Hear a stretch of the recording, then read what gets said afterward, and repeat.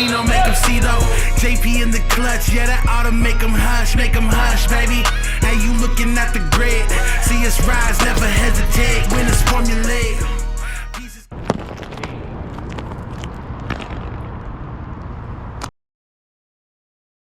No, I think what it is. It is what it is.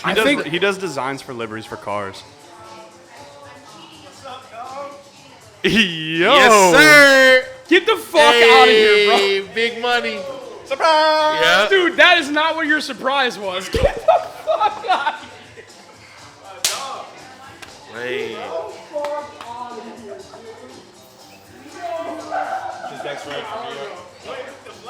Bro.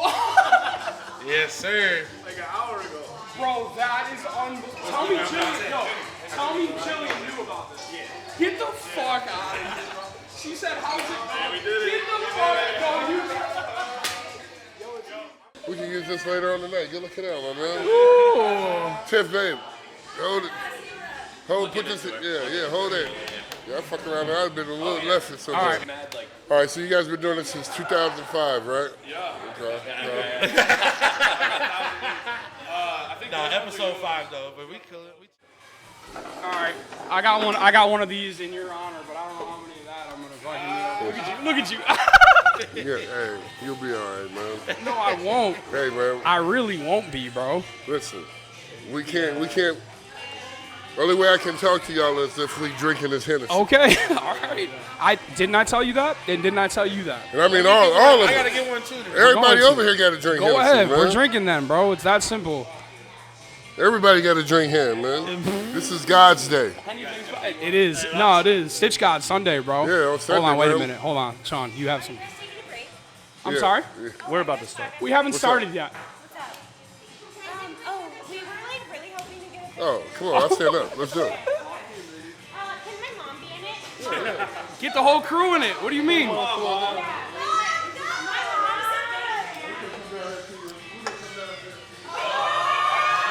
That's the best. I hope you're getting all this. I hope you're recording it. That's so cool, bro. You're so sweet. Also like your pop shop. There you go. That's all you needed to hear. Success. Oh, shit. This yeah, dude yeah. really ordered one of each pizza, too. What a time to be alive, Sean. Hey, man, we are alive. It is a time to be alive in this world right now. This is because it. There's so much shit going Telling on. you. And there's so many people struggling, man. So many, bro. For real. Drive down the street, you see all these homeless people, should be thankful. For real. You know? And we're in here You know? Motherfuckers like us, we throwing away food. for real. Motherfuckers out here can't even get food. So, absolutely, this is a great time to be alive and well. And you want to know what, bro? That's something that, knowing you a little bit, that's like one of my favorite parts about you as a human being. Fuck basketball. Right. You see what I'm saying? You know that you got some kind of say in the world, Yeah. and you do something about it. I Yeah. love that. Yeah. I always have loved that. I mean, you gotta speak up. For real. Yeah, you do no have doubt to. about it. Yeah. And for you to take the time every time like that, bro, there's people that don't want to do that. Oh, You know what I mean? but yeah, you know, man, that's I think, you know, coming back from where we come back, you learn how to treat people like they treat you. Yeah. And that's like that's very big in life, man. If you treat people like they treat you, you'll go a long ways. That's what I'm trying to say. That's what I'm talking about. That feels great. Yeah. All right, so we're going to wait a second, and then where did Don go? We need Don, and we'll get going. What you got? You got that shot? Come on, let's take this shot. Come on. Yeah. Come on, we got a long night. We better get started right now. Don't be bullshitting. Let's get this shot popping off. Wait, you want to wait for Don? Watch out. Let's wait for Don. It's right here. Ooh. Okay. Let's get it. Here you go. Stitchgod Sunday. Stitchgod Sundays. Oh, I'm going to throw up. Sarah, you want to have this? Yeah. Smith and Wesson. Yo. Get in there. Sir. That does taste a little bit better than Hennessy, too. Come on, man. That's real smooth. And That's a little too Man. smooth, Sean. It's a little too that's smooth. such a good drink, man. That's what your boy Bruce Lee used to drink. My There it is. God. Hey. You like water? Yes, sir. No, That shit is not like water. All right. I didn't fall off. When are you ready? When do you want to start, Sam? Ready now. I just want to make sure he can hear everything okay. Sean, are you good? Everything's good? You can hear everything? 5, 4, 3, 2, 1. Is it too loud? Are you good? Yeah, I'm Sounds good. good. Okay. Just let me know. All right. All right. Yo. Fucking Don, welcome back, dude. Yes, sir. Another episode of Stitchgod Sundays. This is episode 5. We are live in Hooverville Bar on the Soto Strip. I think doubt about it. I don't know the date today. It's May 26th, and today we're welcoming our second guest, Yes, sir. and somebody who is more of a legend off the court than he is on the court, if you ask me personally, getting to know him as a human being. But today we are joined by Orlando Magic great Sean Kemp. Hey, man. One of the greatest Cavaliers to ever play. Sean That's Kemp, right. ladies and gentlemen. Puff the Magic Dragon. I swear to Hey. God, bro. How fucking man. sweet is that, dude? Welcome. Hey, fucking up? great to see you, dude. So we're here. Yes, sir. We're going to talk to Sean about every single thing that we can think of while he's here. And that Hennessy already has me fucking feeling it. Hey, bro. Listen, Hey, Hey, man. no, that was, just let it feel it. I'm definitely feeling it. When you need help, ask for the Hennessy. Yeah. No, trust me, anything's possible. I've been doubt. saying that for years. No doubt. So listen, bro, we're gonna get to a lot of things here today. We're gonna talk about Don. Don on the road. He went to doubt. New York for the Mariners series against the Yankees, which 2 out of 4 against the Yankees is pretty good. Yeah, we did all right. We tried. We put in some work. We're gonna talk about pot.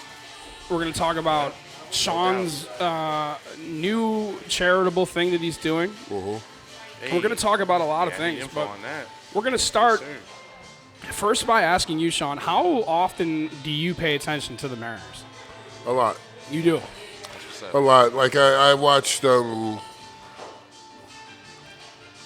this past weekend when they were in New York, when they Okay. put the series. Yeah. And I think, like for me, I'm one of these guys. I support the Mariners.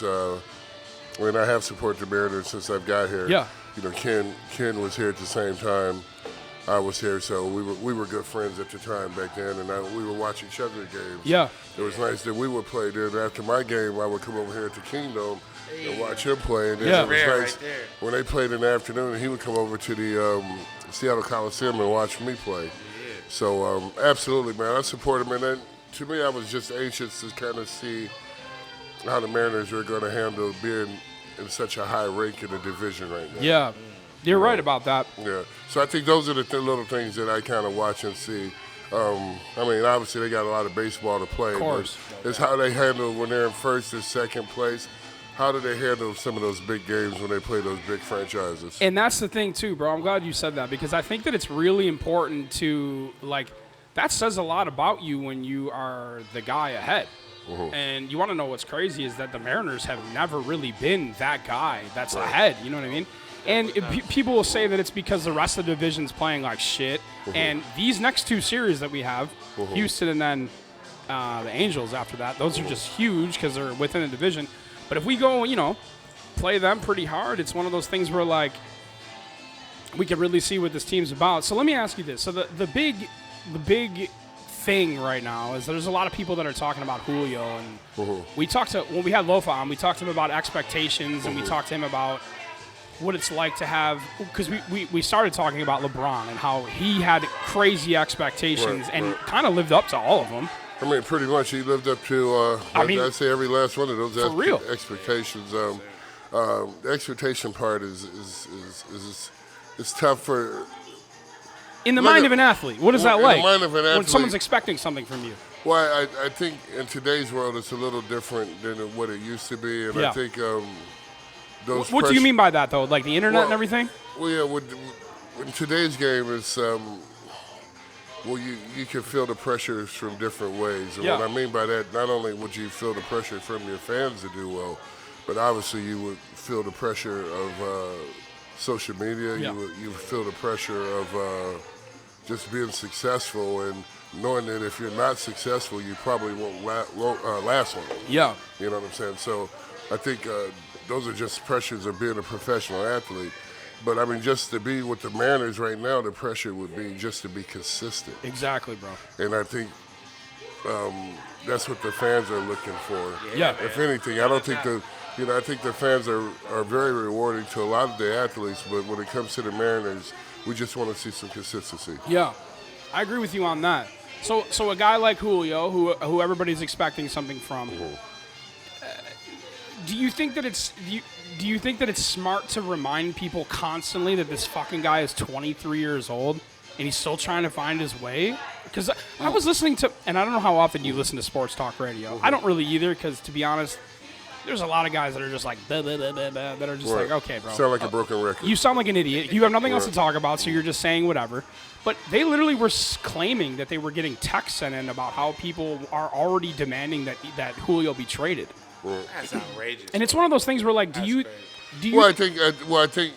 Obviously, you don't do that, but like. No, obviously you probably wouldn't do that, but you have to understand that that's what type of world that we live in these that's what I'm days saying. when it comes to professional sports. What a lot of people don't realize is that professional sports have really blown up here in the last. It's always been big. Even when I played ball, it was huge. But it's really blown up because it's so social these days. Mm-hmm. And what I mean by that is global. Yeah. And what I mean by that, now that you're in baseball, you not only have just men that's involved with baseball, but you also have women. Uh-huh. And these women know what they're talking about. So 100%. They're critiquing the game. Yeah, absolutely. The game is getting critiqued. By everybody now. By everybody. Instead of just some guys like it used to once be. So every little piece and segment is getting blown up. Sure. And for a guy that's 23, he's a young man. He is a young man, but this is professional baseball. Yeah. Of course, you're going to be reminded that you're 23. To be honest with you guys, they're going to remind you if you're 18 if you play professional sports. Right. So it's just part of it. And you have to deal with that and just, like I said, just try to be consistent. And if you're able to be consistent, then you're able to capitalize off your consistency and be special. And you want to know what's great about you saying that is that the last time I saw Julio, it's one of those things where it's like seeing an old friend for me now. Mm-hmm. And I walked up to him and I said, listen, bro, I don't know if anybody's telling you this, but just keep doing your thing, man. Right. Just keep fucking going, and don't let anything that any of these assholes are saying to you get in your head at all, bro. Because you know what you got in you. Yeah, I mean, and it's tough these days. The thing about these days, when I say about these days, and I keep referring back to that, is that I can only imagine what some of these younger guys are going through pressure. Could you have handled it, you think? Absolutely, without a problem. And I actually look forward to those type of challenges. Yeah, me too. Those type of challenges. Yeah. But the one thing that you can never do in professional sports is be in doubt of yourself. Yeah. Once you become in doubt of yourself, then you're going to have to make some adjustments off the field or off the court and back on the field and on the court. Exactly. So, this is the main thing when it comes to professional ball in all sports. Confidence is everything. Exactly. And once you lose your confidence as a player, yeah. And it happens to everybody. And I was just thinking, as soon as you said that, my first thought was Jared Kelnick. Everybody goes through it. 100%. I thought of Jared Kelnick right away. Yeah. It's how you handle those pressures. Yeah. That's not your guy, Jared Kelnick? Look at this fucking guy, Don. Look at him. Stop that guy.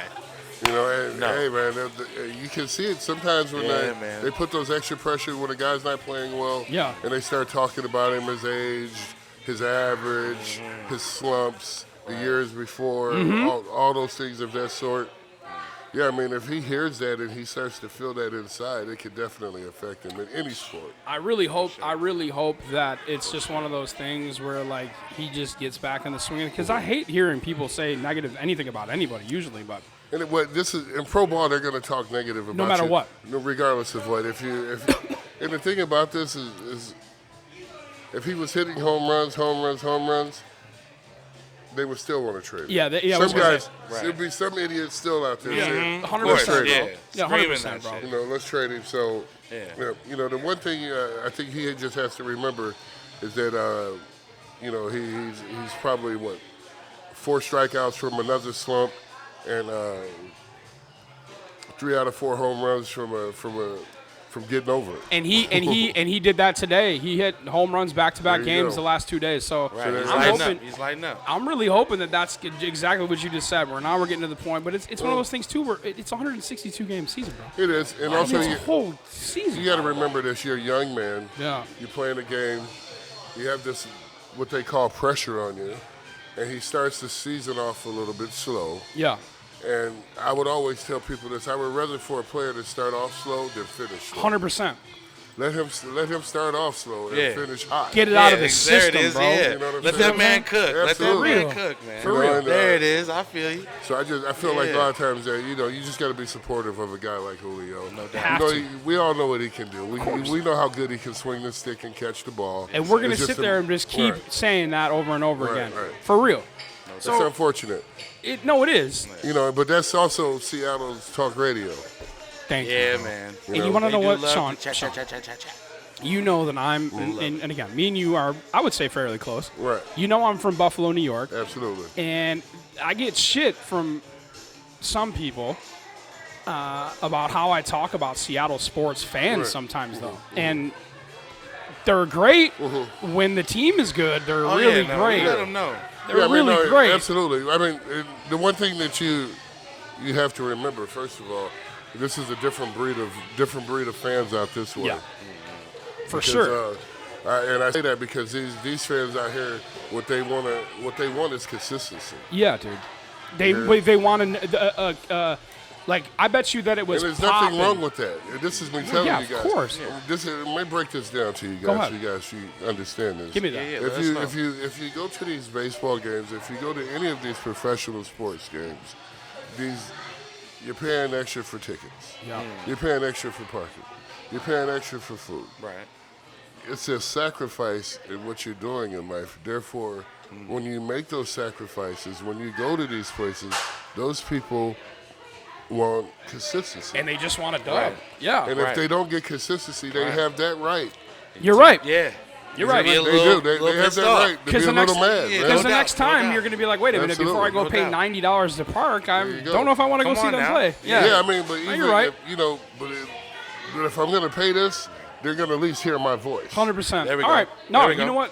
Yeah, and I know I can this fuck is, with that. Yeah, oh, I do, 100%. Yeah. I know it's a little bit of a hot take, but from your angle, since I know you're a Mariners fan, you tapped in. Do you feel like the black ball player is represented in Seattle? We do have J.P. Crawford. glad you That's said our that. boy. Right. But since Griffey and maybe Right. Mike Cameron, I feel like our ball club has lacked to bring our brothers from the other squad up from Cheney. Yeah. You know what I mean? I be No, looking I'm- for us. Well, I'm going to say this. I don't think that that's a Seattle problem. Yeah. There we go. I- There we go. I think that There we go. when it comes to that becomes a major league problem. There Yeah. we go. My man. You know? We talked about that before. Yes, sir. I think Yes, I sir. look at that as Yes, more sir. of a major league problem. Yes, sir. It's and the reason that I say that because it's very similar to the NBA with the foreigners. Yeah. The foreigner guys. Here we go. I played in the NBA when it was, you didn't have but one I'm trying to think of Yeah. one. I'm No, trying to I think of mean- one. Who was it? I mean, there was only one, Petrovic Oh, from yeah. Portland. And it was an awesome player, and he was from overseas. And Because your last year was 03. my last year was 03, and So that was probably before. I'm trying yeah, to think no, of I like a played big with name. Petrovic. This is back in 1989. Yeah, yeah, yeah. Okay, When I yeah, first yeah, came let's in, go there. you Yeah, know, let's go there. when I retired in 2003, Andrew DeClaire played on my team from overseas. So, back then you had maybe one guy in a conference that was from overseas Yeah. in the NBA. Gotcha. Compared now to where you have at least The best players in the Two- world are from two- overseas. Yeah, man, two they're on out each there. team. For Yeah, real. For sure. And in baseball went like The other way. Then, it went the other way. Yeah. Right. And I can tell you why it happened. That's because they wanted the game to go global. So Understand? wait. But that's the same as in basketball. So elaborate what you mean by that. Do you Well, think they- you don't think that Major League Baseball is like people in Europe don't like certain people? What? I don't think that they said people in Europe. I think what baseball did is invest in where they invested in. They had farm systems in South Yeah. America. Yes, they so did. that's where they invested Yeah, Yeah. their pulled money. strong from the DR. Absolutely. Okay, Yes, sir. Yes, that's sir. a good. That's a good. No, it's that's a real. good way to Yeah, look no, at it. yeah, Yeah, he's dropping knowledge. You they know. invested not in those communities Yes, specifically. 100%. Therefore, it's the same as the NBA. I mean, what people don't realize, once these guys started, once you start seeing these guys on an NBA team, when it was one here, one there, Dirk Nowitzki here. Yeah, Dirk. There Yeah, wasn't yeah. very many of Right, these right. guys. Yeah. Ginobili here. Oh yeah. Then they were able to go back that way and start having NBA camps and things of that sort. They're the same in baseball, where these people come from, and then it becomes, everybody gets involved, and now I it just see. spreading. Okay, Don, I we see talked that. about that for how long, and we That's did not crazy. think of that No, once, 'cause, dude. yeah, That's and a- I can see that also with the NFL going to Africa now and Ghana. Well, absolutely. Well, that's Yeah. because those are places that they have never touched, There it and the NFL say to themselves, "Well, what if there is a player there? Right, right. Let's go give him a See? chance." Right, It's that the next same- big thing. That's I mean, crazy. come on, the NBA has basketball leagues in Africa now. Yeah. Come on. You hear what I'm saying? I mean, Yes, sir. that's Yes, sir. major. I mean, when I came in, and we had we had a Manu Manu Bol. Bowl. Yeah. Yeah, George Mirovich. Come on. I mean, global guys. Yes, sir. Yeah, You dude. know? Yes, So sir. that's why you see those guys in the standpoint that they put in, and you see the game grows. No different than baseball. With and they've had so many baseball players. Man. It's simply amazing. And that's the thing that's crazy too. When you Yes, sir. now that I'm like thinking about this as you're talking about it, dude, the best guys in the league right now are overseas guys. So Well, that's where they invested their money so into. there you go. It only That's makes sense. wild. It only makes sense. It only makes I sense. never That's thought where about the NBA that. invested their money into Damn, too. bro. Absolutely. So all right. So the solution might just be investing in. I mean, where you put your money is where you're going to develop the diamond, right? I'm No saying- doubt. that's what I'm saying. The diamond's You're going to gonna come. work The diamond's going to come from your investment. There it is. Wow. See, this is why we bring Big Bro in Yes, here, bro. That's yes, why we do that. 100%. That's Real what I'm saying. perspective, So real perspective.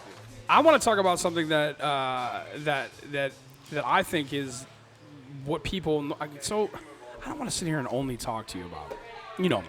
Right. Let's talk about how much you love rock music.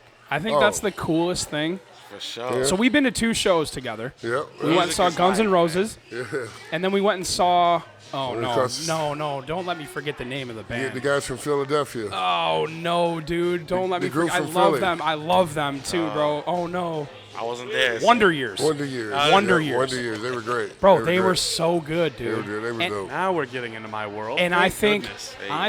that it is super interesting how much you love rock music. So tell me like back in the day, what were you listening to pregame? Was it rock music? And if it wasn't, what was it? But also, what got you into loving rock music specifically? Because we haven't talked enough about music on here yet, and it's something really important to me. Preach. When it comes to music, man, I'm from Northern Indiana, so you're accustomed to what you grew up kind of listening to. And of course, I mean, we listen to all kind of music. So my home, we listen to all kind of music. But I grew up actually in a bowling alley. Okay, tell me about that. And so when you grow up in a bowling alley, you're generally going to get a lot of that rock music. Yeah, man. yeah. So And the only way Frank- that you can bowl good is if you flowing with the music. Hey, For see real. that You know what I rhythm. mean? Okay. If you fight the music Yeah. while you're bowling, yeah, you're no good on the bowling. That's- You gotta It makes flow with, sense. your bowling game has to flow with the music. is this dude Sean Ill at bowling? By the way, we I don't mean, know it about? sounds No, like no, it. It sounds sounds like like he might it. be It sounds singing like it. bowling. I was He only said Lopa's got an event. Yeah. As good as my bowling game was when I was growing up as a kid, man, it's the music. The music has something. So to tell do me some with it. bands. That's awesome. Tell me some bands. So I mean, one of my favorite groups is AC/DC. Oh, see, Hey, Well, hell you a yeah. Bon Scott AC/DC. guy I or walked out a, to my wedding to Thunderstruck. That was my walkout song. Paul DJ'd Big Balls. it. He DJ'd it. And Big balls? Prince Big is balls, from Indiana, man. ain't he? Prince? No, Michael Jackson. Michael Jackson. Michael My Jackson's bad, from yeah, the my bad. same- Michael He's Jackson. Oh, wait. from my area. Oh, I was That's just going to say. amazing. That's Yeah, amazing. So you should tell Don The roots. that you guys are from the same spot. The roots is yeah, deep. Michael's right down the street, man. I'm Elkhart, he Gary. Okay. But I actually, to let you guys know, man, I started my career off in Gary. Yeah. I Mayor Hatcher put in the newspaper one Saturday morning when I was 8 years old. We got a basketball tryout for 9 years old. Yeah. No, for 12 years old. It was for 12 years old. I was 8, Right. but I was tall. How tall were you at 8? Gotcha. If you had to guess. So I'm pushing close to 5 foot So already. at 8? That sounds About really 4, tall. yeah. No wonder they That's got you pretty- running with the I 12. don't even Yeah, remember what 5. I was at 8. You know, okay, I can tell you this. I was Bro, I'm 5'9" now. I was 6 foot in 6th grade. That's crazy. Yeah, 6 foot in 6th grade. Damn. So, yeah, man. You know, when they put that size on you, you gotta. You know, it's like, hey. Expectations, like we just talked about. Oh, yeah. A little bit big, of big. expectations, but I was growing so fast, and I wanted to be a ball player, but I was so uncoordinated. Okay. Very, very. It didn't come that easy to me. So, okay. Wow. All right. So hold actually, on. That's went to crazy to hear that. Yeah, man. I went to this basketball tryout. They didn't pick me. They didn't pick me, and I actually went home, and it didn't really bother me, but I was amazed at how athletic these kids were. Yeah. Even though I was 8 and they were a little bit older than me. Yeah. So, you know, it's just amazing because I started growing not too long after that. And the next year that it came around, It was I revenge. was ready. It was Absolutely. revenge, baby. That's what I'm saying. A revenge tour for Sean Kemp. No, absolutely. that. So, yeah, just, you know, being 9 years old, being able to go on this team with these 12 years old guys and travel, go out to Vegas and LA. So and what did play. you do to change something up? If you weren't like, I would you think just go shoot more? Or like, what do you do? No, man. At the time, what I did is my body just grew. And My like body you said, grew. it was the timing. Once he started growing, I was playing football at the Falling in. time. Yeah. You know, I'm running track at the See, time. I played getting right, baseball at the everything. time. So basically, my mom was like this: if you want to play ball, you play every Yeah. last sport you play. I like that. That's fire. It's a good way to look at it too. Well-rounded, man. There's a lot of Yeah. people now that say to that's focus real. on one thing, and I feel like you No, can learn man, something new from everything. Man, she put me in every last sport, Yeah. and then, and it was cool because then, you know, basketball wasn't my thing at first. You know, I was actually better at baseball and football.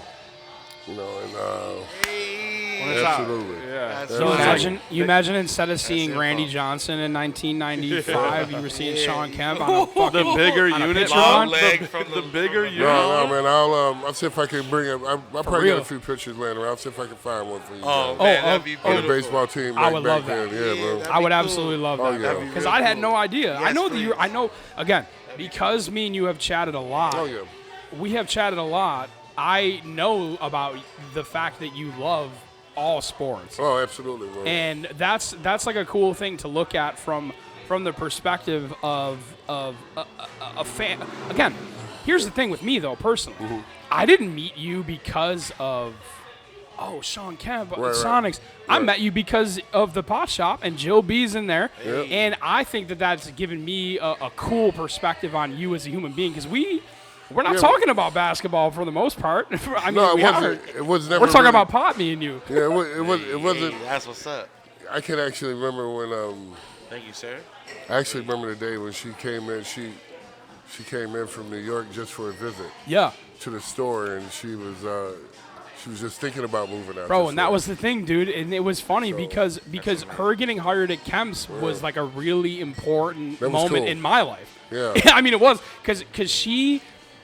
Again, we don't want to talk too much about Jill B and what her thoughts were. No, you know what I mean? I got you. It's one of those things where, like, but getting hired at Kemp's was like a huge factor in her Right. loving being here. And Well, that's awesome. and especially the amount of love and respect you've shown the two of us. But we don't gotta get fully into that. Let's. Yeah, well, no, we're getting into it because I want to step there because Go ahead.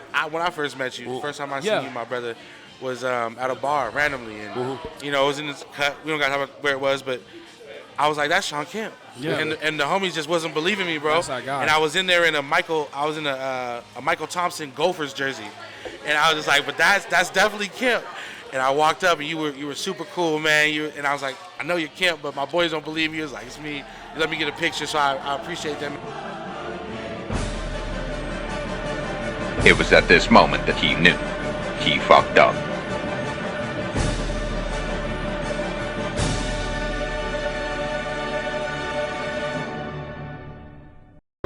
Terrible.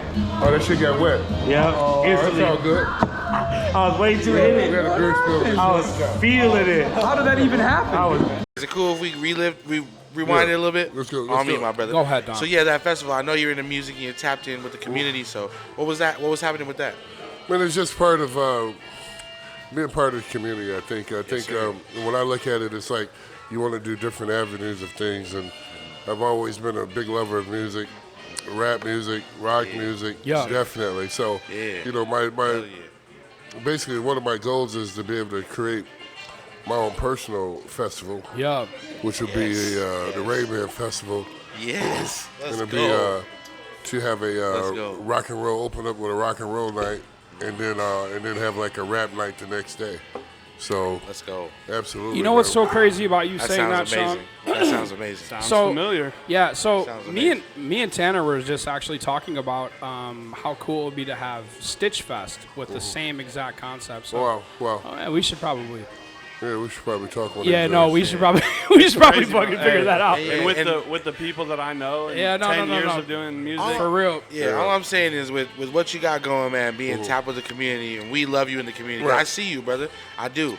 And I love what you're doing. And with the music, you stay tapped in. Yeah. And that's something I definitely want to tap in with. Yeah, I mean, say for instance, one of my best guys around here is Aaron Jones. Right? Yeah, we love him. Yeah, Yes, sir. Aaron's a great guy. He used to, when I had my restaurant in Queen Anne, he used to work for me. He used to come in and do, he used to sing for me Thursday night, ladies' night. I love that. Hey, let's go. Let's go. I think, I realized back then, I realized that music was a big part of the community around here, and I wanted to tap into that market. Yeah, and you want to know what's cool about that is that he opened for Guns N' Roses when we were there. Yeah, I mean, how That's fucking beautiful. cool is that, bro? That's beautiful. Yeah, and he was telling us, we ended up, bro, and again, this is just a testament to Sean. So we're at fucking Guns N' Roses at the arena. Right. And we're going to wherever our seats are and shit, and everybody's like, oh, Sean. Yeah, And you want to of know what course, he of did? course. Listen, stop. This is what he did. Instead of being like, oh, no, I'm trying to eat my chicken sandwich, because we went to Shaq's. Remember that? We were trying we went to Shaq's inside of there. And instead of being like, oh, no, like, I'm just trying to, what did he do? He set his sandwich down and said, yeah, I'm taking a picture with you and you and you and you and you.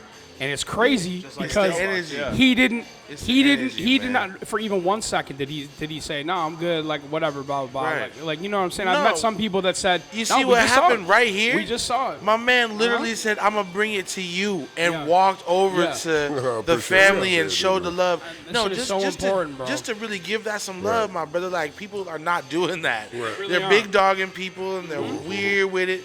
Your energy is legitimate. Yeah, and when I that's first met you, like I said, I walked up and you just smiled at me, man. It was crazy. Like, you showed me love, and I know you was chilling, but I was like, man, you showed me so much love. So, and it's I so know it's important. genuine. I know it's genuine. It is, bro, because I saw it firsthand, and we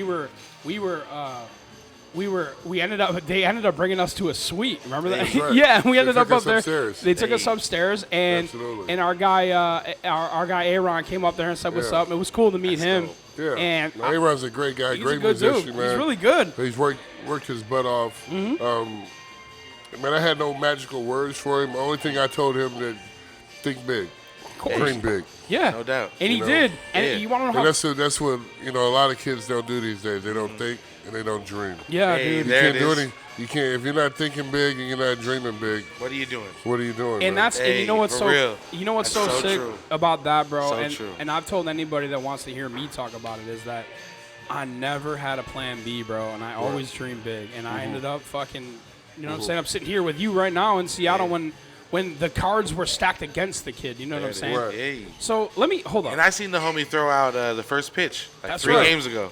Yeah. Yeah, It was he nice threw out the first jersey. pitch. They It was a showed him nice love. jersey he wore, They right? showed him love. It was yeah. a cool looking jersey, I'm sure. Cool. Yeah, so the love to see the community tapped.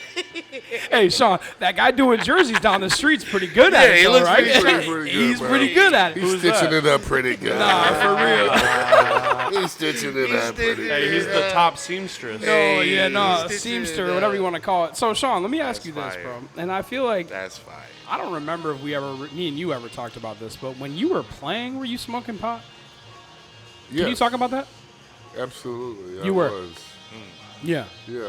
So did you know back then the sir. benefits of because you hear guys talk about it now and they talk about how it helps with revitalizing their muscles Right. or Absolutely. with that kind of things. Were you looking at it that way or were you young and just trying to get fucked up? No, we knew that it was that we needed it. Yeah. What part of it did you know then did you need? Man, I think, and I'll be honest with you guys with this. Go ahead. I didn't grow up smoking weed. I grew up in a community where it was around me, but I never touched it. I didn't or smoked it or anything. I actually didn't smoke weed until I got to Seattle. Wow. Really?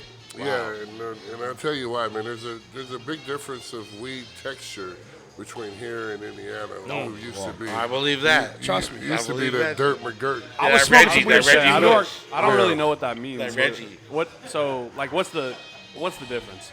The difference would be like going outside grabbing gravel. No, for real. Come Yeah. on. Come grabbing on. gravel and Come just on. kind of having Yeah. like sand in the bag. Yeah. To where you're like out Yeah. here, there's buds. Yeah, So we even have- back then No, it was take, not like that. Really Absolutely. take that in. Yeah, no, he's not lying. The dirt, dusty. It's what I smoked. The first weed Come I on. ever And then smoked you was come like out that. here and it's buds. Yeah. Yeah, I mean, And it's so I was- flower and it's yeah, so- making you feel nice. Well, absolutely. I was intrigued The from, boy lifted. intrigued from the plant. Raining on I him. was intrigued from the plant Come on. itself, man. Come on. And then, I kind of just checked into it, and then, after talking to some of my teammates back Yeah. then, See?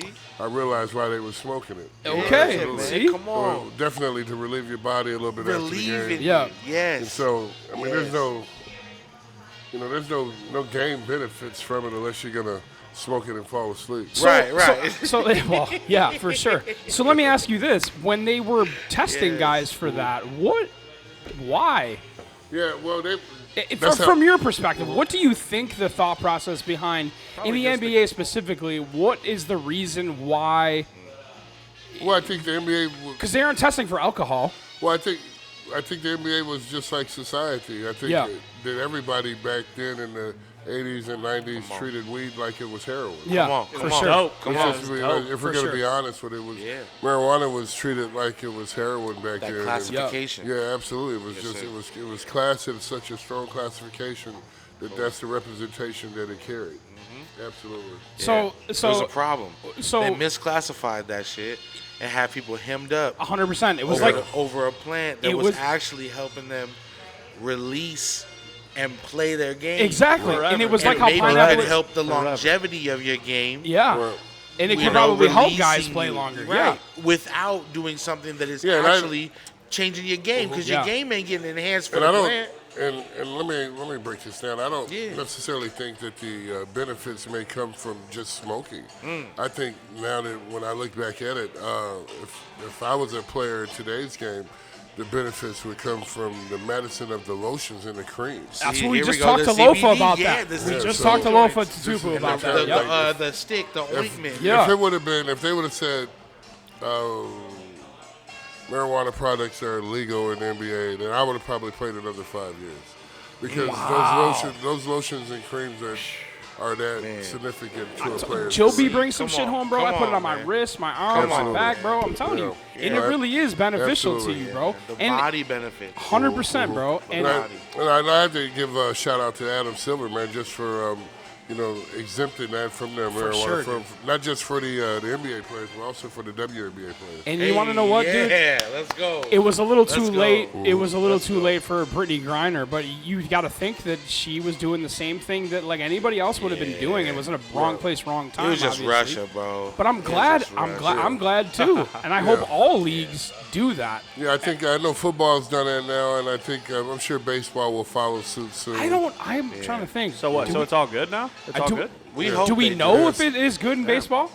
I don't know if it's good in baseball, but baseball has a strong union, and they may not even test for marijuana. That's what I'm thinking, bro. As long as if they do away with that test, then it's good. Yeah, I think cats will slide through the radar and do what they do. You know what I'm saying? So just puffing here and there ain't gonna enhance your game. It's not.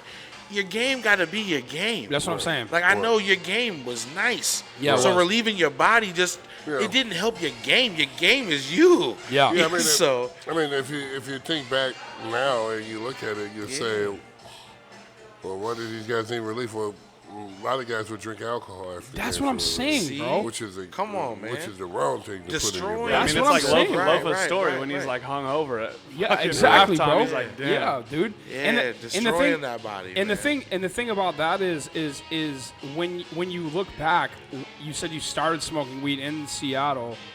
Was that part of your life from 1989 until through the whole career? Well, I say I started smoking it in Seattle, but I actually was. I was playing around with it after I graduated high school here and there. Yeah. Here and there. But I never smoked a joint until after I graduated high school. That's for certain. And that's good. So, but at that point, you didn't see herb buds until over here. So you and with the weed, I mean, we're talking like back then. And I'll take you guys back in 1989, man. Yeah. It's so different than today's world. Right. And what I mean by that is just by like the time that you put on the basketball court when it comes to practice. Yeah. So elaborate what you mean by that. Well, guys are playing. I guess what I mean by that is this. I'll tell you guys this. I was a guy who went basically from high school to pro.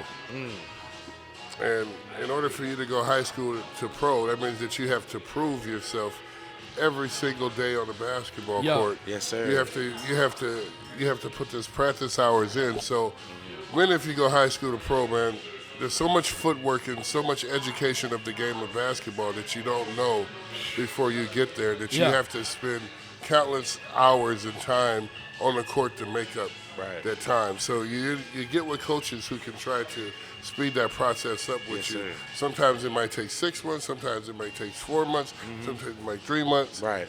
For myself, it probably took about 2 days. Really? Right. It took me about 2 days to get because adjusted of to the your pros. ability and your IQ. Because of my ability and my IQ. No Because doubt. No doubt. I came from Indiana and I was taught the game.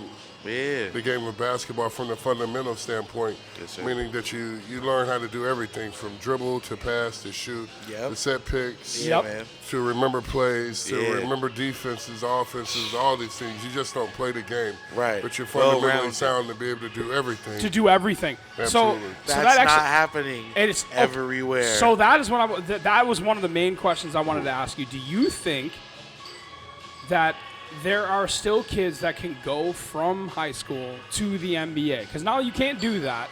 And obviously there's the ones, that Kevin Garnett, of course, Kobe. There's crazy athletes now. That's all I want to chime in is it's like it seems like the athletes now are crazy. They're 6 years old. They're in camps. Yeah, but this is what the difference of that is that.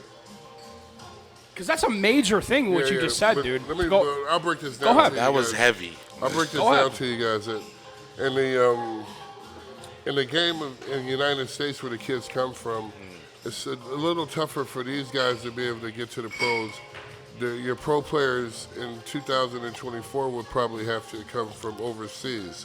Okay. And the difference would be is that it's about repetition and about fundamentally being sound and practicing. We're from the United States. We don't really have those programs set up anymore for our younger people. Right. Therefore, that's why you see so many foreigners that's been able to come into the game of the NBA and do well is because they've been fundamentally taught things ahead of time and they've practiced these things over. I'll break it down to you. So they don't have junior high basketball overseas. They don't have high school basketball overseas. See, I didn't know that. It doesn't work that way. Yeah. Once you go overseas, then when you're a kid, when you're 10 or you're 11 or you're 15, 16 or you're 18, what you are, they invest in you in a club.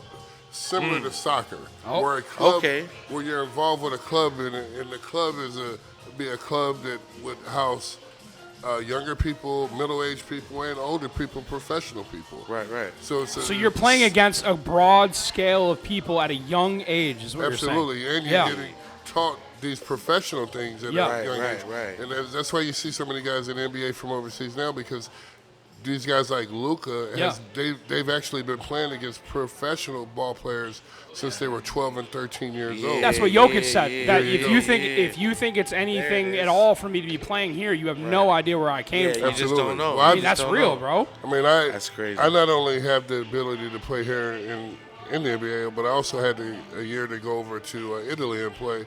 And the basketball is very, very.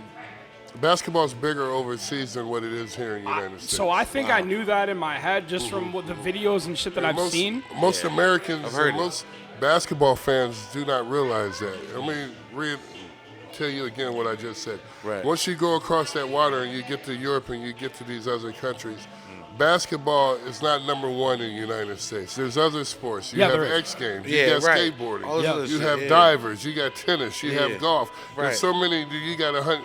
It's seasonal. Once you get across that water, basketball and soccer are about the only two sports that those kids and those people grow up on. Basketball is much bigger overseas than what it is here in There's no Slovenian NFL player. There's no Slovenian fucking MLB player. You know what I mean? So they are focused on Japanese. That's what I'm saying, bro. They're focused on a few things: boxing, fighting, soccer, or basketball, or swimming.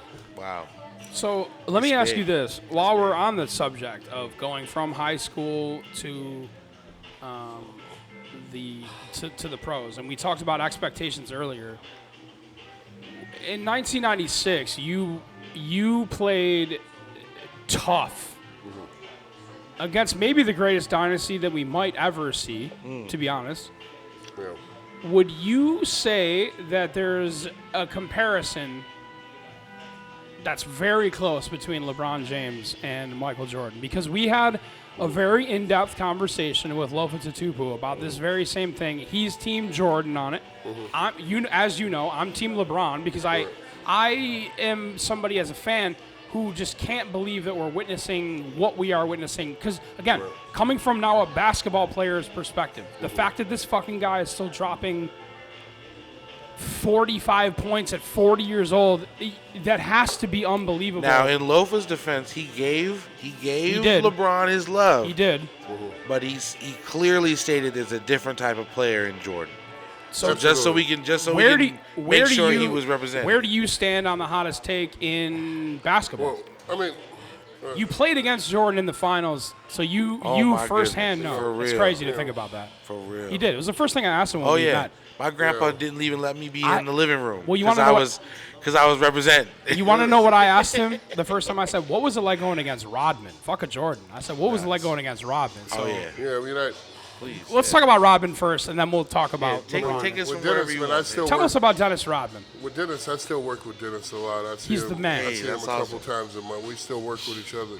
Great guy, man. Great basketball player. And I tell you this: in 1996, Michael Jordan didn't beat us. Dennis Rodman beat us. Okay, hold on. That is what I was trying to say to.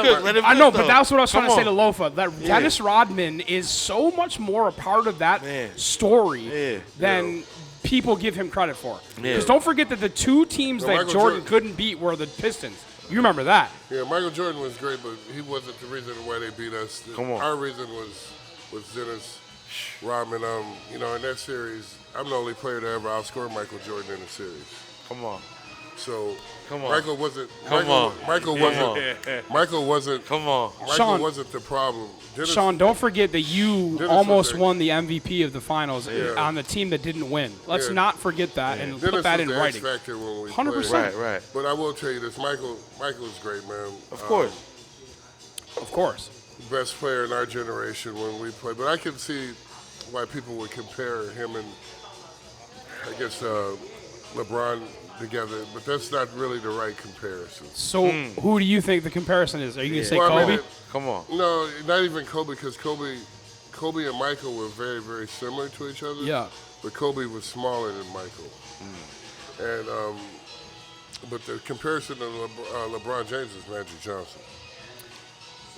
See, this is why we have these conversations So because of that. You know, unfortunately, when they were doing a media story about 20 years ago when LeBron started playing, there was somebody was trying to paint the picture because he had that number 23 jersey on. Somebody in the media was like, "Oh, you're trying to be like, they got the wrong player."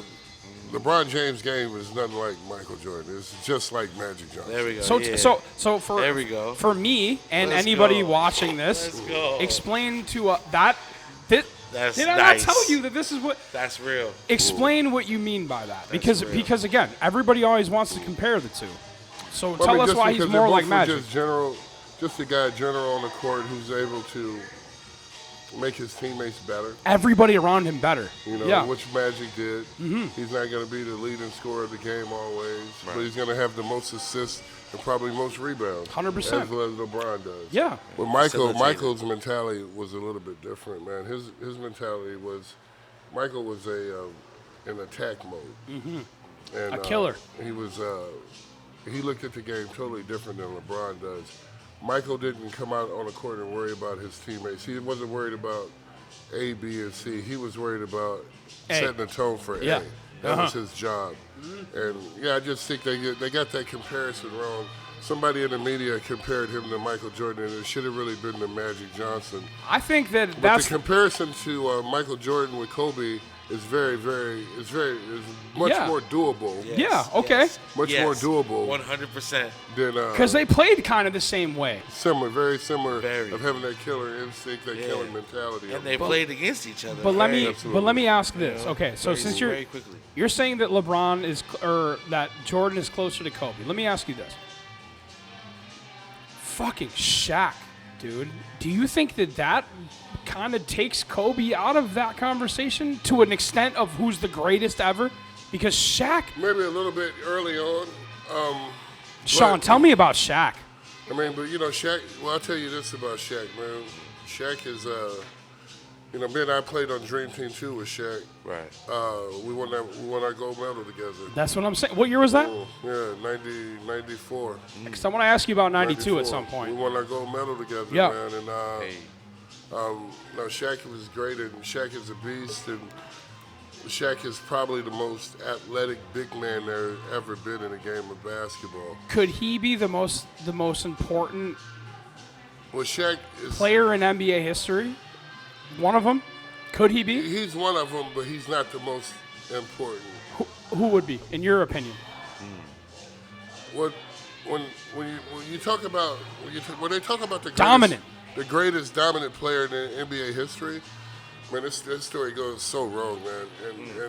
And unfortunately, once they let the media get a hold of it, sometimes they just get this thing totally wrong. Right. But the best player in the history of the game is Bill. Bill Russell, yeah. Bill Yeah. Russell, yes, sir. Yeah.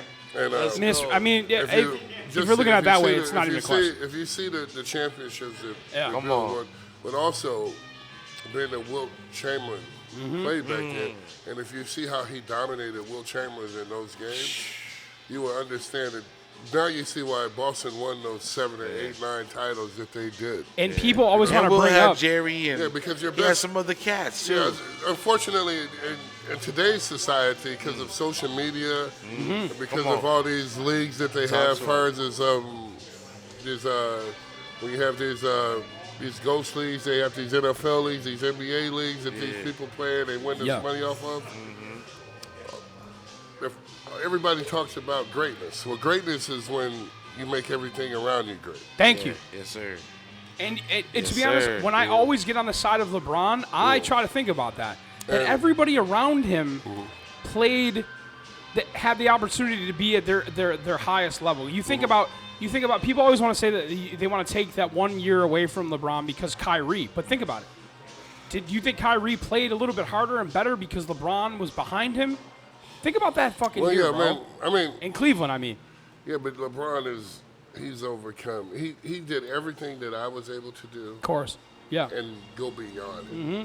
Because he actually was able to sit back and watch guys like myself Yeah. come into the NBA and then be prepared for it. Preparation is always the best medication. And it's dudes like you that set the that's foundation the for gym. that, of being Right. That's good the and gym. early on. It age. doesn't That's a take gym. away from Make any sure of- we clip that. That's a gym. Yeah, clip It that. doesn't That's a gym right there. It doesn't take away from him being great, man, because he is absolutely course. great. sure. And there's nothing wrong with LeBron, but I will, you know. and I'm You're just- saying when a guy like Michael Jordan came into the league, he didn't have the clear path No, of not- like this is how you work hard and all that kind of thing. LeBron had some guys before him that he had a set little the bit of tone. Any guy that comes in professional sports in the last 10 years has a guidance Guidance, exactly. on what to do. You're right. There was no guidance back then. I was gonna say. So when you were coming up, who was the was guy no- that would have guided you? No, there There's no- wasn't there one. was no guidance. Thank There you. it That's is. what I'm There saying. was, Yeah. no guidance. There wasn't even an injury. There wasn't even an injury list. See? Yeah. Yeah. Yeah, man. People Statman forget that Jay, back he was he was when working. when I came into the NBA, they didn't even have an injury guys. It was you had 12 players on the team. Man. That's all you got. If you got hurt, you had to go to CBA. and That's what I'm play. saying. Statman Damn. Jay brought up a Damn. point where he's saying that, you know, these players now are great because of the load management, where like back in the day there wasn't load management, like they couldn't sit a game out or a couple games No. out. You to could not recover. play a game, and you couldn't. Well, no. Well, not only, and this is what I was trying to allude to you guys a little bit earlier. What I was trying to tell you is that the difference of today's game. When I came into the NBA in 1989, it was probably more like child abuse. Yeah.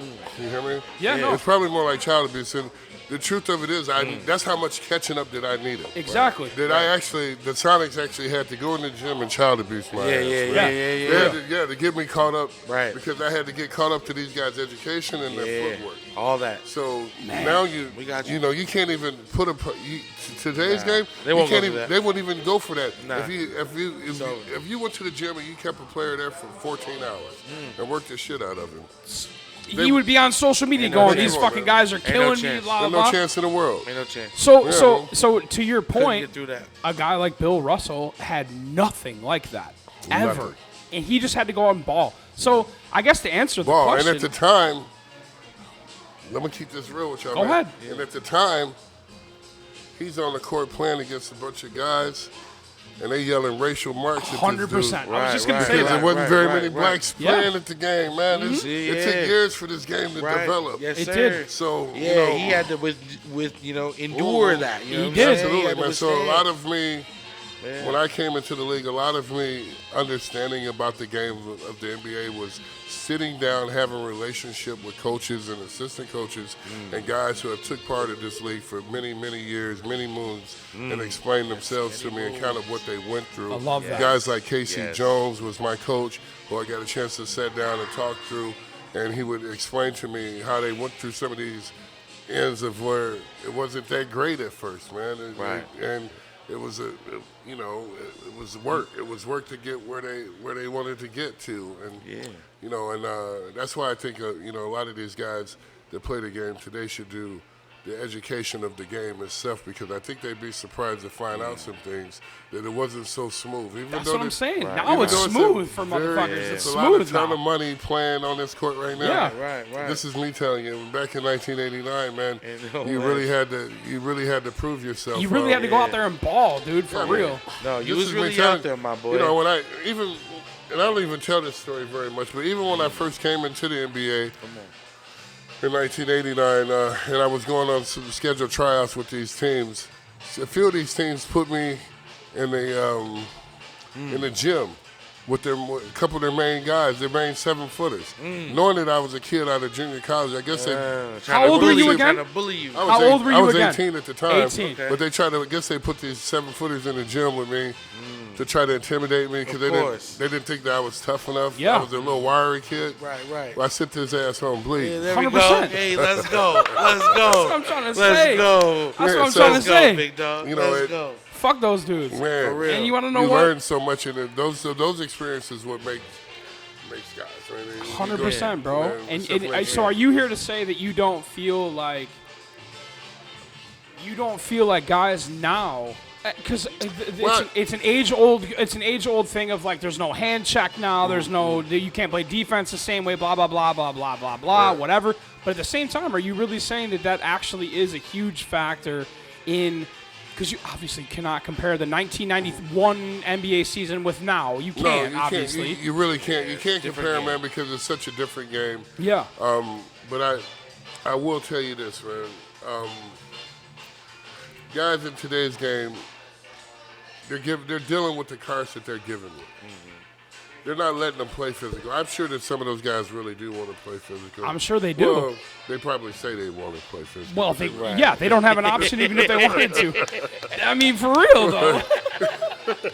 They don't want to play with the Reignman. I'll tell you that right now. They really don't, but, you know. No chance. You know, back in the 90s, man, it was like no blood, no autopsy. I'm telling you, bro. Right. For real. You were truly conditioned. I mean, looking back at it, you know, even going way back with the Minutemen, bro, that 28-0, that's beautiful. You know what I'm saying? Absolutely. And playing your body out. You know what I'm saying? For the squad. You know what I'm saying? So nobody's knowing that type of grind right now. No, I think I watched the game today, and I think Big Chet from Oklahoma, OKC. But I was proud of him this year. He sat out last year, but I think this year he played 82 games. He did. That's to me, that's how you know a guy that's really serious about it. It's an accomplishment in today's game. It is. Absolutely. You're right. You see a big guy like that played 82 games, I look at that and I be like, that guy there was hungry. 100%, bro. It takes a bit of hunger to stay out there for 82 games. You want to know what's heart, bro? That's what we talked about. We've talked about heart a few times, right. but let me ask you this now. We went and saw Wemby. We did. What do you think about him? Portland. Well, you know, He seems like one of his legs is going to snap off. Man, to me. To be honest. Sean, think about it. This is what I think, man. I think he's a kid from a different country. Yeah. Who came in, who had so much to learn this year, being that the odds were against him. And I think he handled it really well. In San Antonio, they don't have much of a team, and he really was like. I really do, man. And again, back to expectations. I mean, people are really expecting Buddy to be. Man, I think he handled it. About as well as you can handle it. For real. And of course, I mean, if we want to see him be this perfect body guy that's strong all over. That's not the case. This guy here has made a career already from being 7'4", wingspan, damn near 8 feet. Right. And he got the handles of like Kendall Durant. Literally, dude. He does, though. Shoot the trip. We saw this shit in person, dog. Yeah, we saw it. We saw it. Unbelievable. I'm in awe about him a little bit, but I will tell you this: the thing about him that amazes me the most is I actually seen him do the splits. I seen one day on TV where they showed this guy. He's 7'4", and he was able to do the splits. And I'm saying to myself, that's crazy. Yeah, that's crazy. I'm saying to myself, the game has changed so much. It has, dude. You know, he might not ever get off the bench in the 90s. Man. For real. I don't think I'm trying to tell you right now. They thought he had the mobility. There ain't no way in the world they put you in the game if you was doing the splits Bro, on the basketball team. And I'm telling you right now, dude. Anybody doing the splits, your ass is on the bench the whole game. I'm telling you right now. Listen, and you want to know what? This is what, hey, yo, this is, I'm trying to slap him up, he's laughing too hard. My bad, man. He's not wrong. He's not wrong. All right, No, so he's not wrong at all. He's not. It's a different. We see it. It's a different time. So before we take another break to go pee. Yeah, I'm just gonna tell you guys this again. Go ahead. I would love for Bill Laimbeer to be walking out the locker room and see the opposing center sitting over there at half court doing the splits. Bro, I was just about to ask him about the bad boys too. That's crazy. Hammer on. I swear to God. I would love to see Bill Laimbeer's face when he come out and he see that young man on the floor doing the splits. He would have fucked him up. Man, he would have fucked him up in the layup line. I'm telling you right now. Okay, so that's so funny you said that. I was just about to ask you about the bad boys. In the layup line. So before we technically take our first real break, I'm gonna ask you about the bad boys, bro. Tell me about them, dude, because you kind of played. Yeah, I played against the bad boys, man. But wait, let me think. It was 88, 89, or was it 89, 90 that they were? a problem.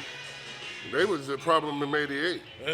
Bad boys. They were okay. So '89 they won. You gotta remember this: Pistons won the three-peat, baby. They were fucking good, dude. Ooh, they didn't win 2; they won 3. Yeah, they were They sliding. three-peated. They were sliding. Yeah, every year that the Bulls didn't make it, the Pistons won. Thank you. And they didn't win from winning bad. They didn't play no basketball game. It was straight mugging. And that was what I was trying to. WWE niggas. It really was. I know. I got mugged. I was one I'm of the telling guys they you. mugged out there. Okay. So tell me about playing against the bad boys. And you, hold on, wait. So you are coming into the league in 1989, okay? And you're the young buck. And again, we're not a stat based podcast. Nah, hell no. I don't remember what year Gary was on the team. When was the first year? Gary came in 1990. I was here before Gary. So you were here before Gary. He was. Okay, so you went against 100%. the true bad boys because they won a championship your first season. Tell Tell me about those motherfuckers, bro. And again, Dennis Rodman, that guy. I watched them on TV like the rest of y'all. Swear to did. God. And then when I got out there on the court and we were playing the bad boys, I had, I'm from the Midwest, so I know about them. You did. And I heard about their physicality, man. And, I'm a tough young man coming out the streets of northern Indiana. And I didn't realize that the Pistons was out there straight mugging guys. I swear to God, bro. But you was still getting them 8-10 rebounds. I know you was still bored. I looked it up. I checked. You did look that up? I did. I checked. That's the boy a fact. the boy is still this, strong. man. Without Gary, without any of that bullshit, Okay, he was good. holding his own. There was Tell me about that. It was a timeout called when we played in the Palace in Detroit. Yeah.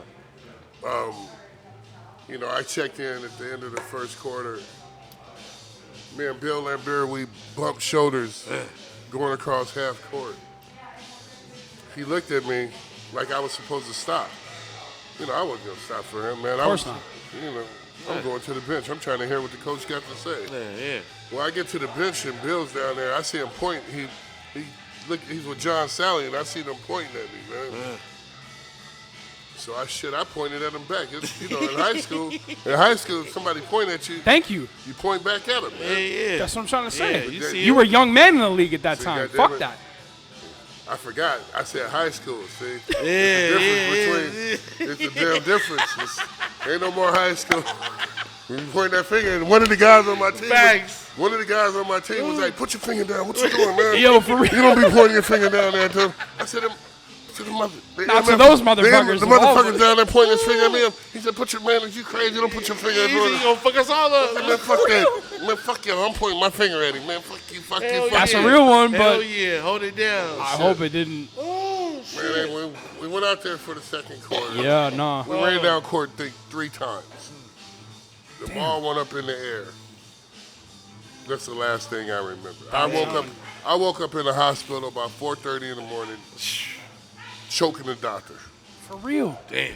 The doctor was trying to tell me that the game ended about 8 hours ago. Yeah. I'm the wrong person. You're choking the wrong person. Get your hands off my throat, son. You're choking the wrong person. And I'm like, where they at, goddammit? Where they at? That's a different NBA, bro. I that's swear to real. God. It's real. Oh, way different. But what does that say Way about the different. bad boys? Tell me Way what that different. says I'm going about to tell them. you what it said about the bad Way boys, different, man. man. Don't talk no shit. Telling you. There They it knock is. your ass out. Yeah. That's I what swear it to God.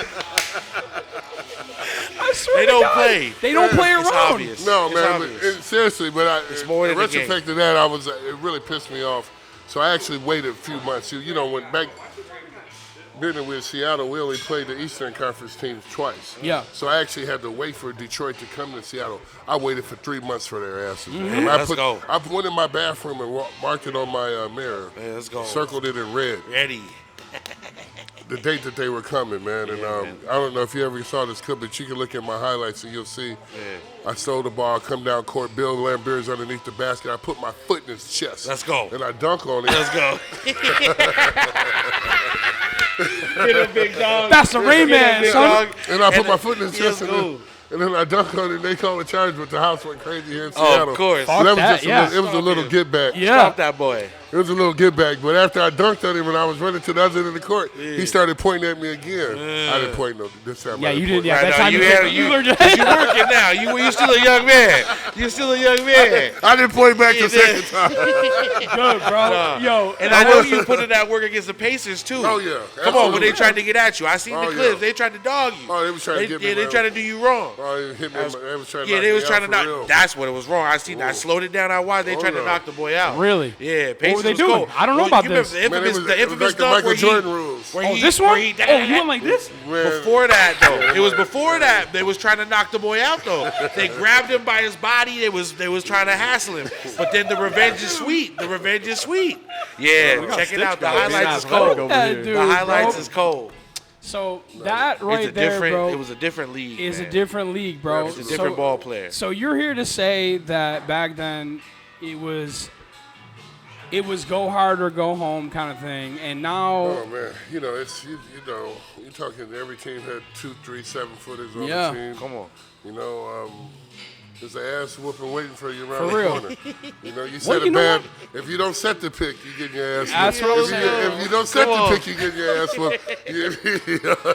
If you pass the ball too low, you get your ass whooped. come on. I If love you pass that, it too bro. high, you get your ass whooped. I love So, that, bro. come on, man. It was, I'm just happy to hear you say it real because people don't want to talk about how how big the difference was from then and now. But Oh yeah, man, that was back then was when you had a guy. You would have a guy in his mid-30s on the team, and then you would have like a 21, 22-year-old guy. That shit changed real quick, man. And if you wonder now, if you look at these professional teams, you're like, why don't they keep some more old guys on the team? They can't. Man, it'd be a goddamn fight. Them old heads and them young dudes would be For real. fighting. They'd be going at it, man. Yeah. so They can't get along. It'd be like Cowboys and Indians. for real, all right. So let me hold on. All right, before. Hey, that's you can see that visually. well, It's it's honest. It's real. So okay, before we take our technical first break, I know I already said this, but for real, because I really have to go pee on the ice. It's good. It's at good. Louisville. So here's what I'm gonna ask. Because we you. got I'm gonna ask. several items left. Well, yeah, that's fine. What I'm gonna ask is for my own personal thoughts. Kobe Bryant.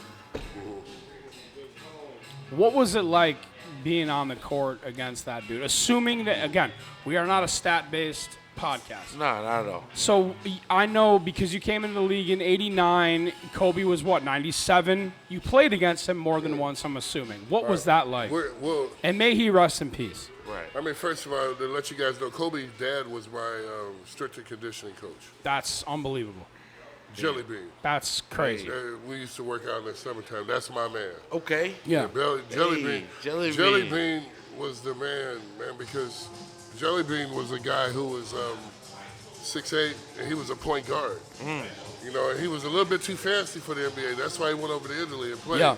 The NBA didn't really want nobody. They didn't want nobody really handling the ball like He that. was Yeah. saucy. He was too saucy with it, man. So that's why he went over there. He went over to Italy to make a career, and then Let's he go. took Kobe. And Kobe spoke fluent Italian Yeah, also, man. I did know that. I yeah. did. Yeah, I did see Yeah, but that. his dad was my off-season coach that I used to train with. I mean, that's many years. that's some info I didn't know. That's Yeah. golden. So Kobe was what? Yeah, man. Kobe was, Tell me.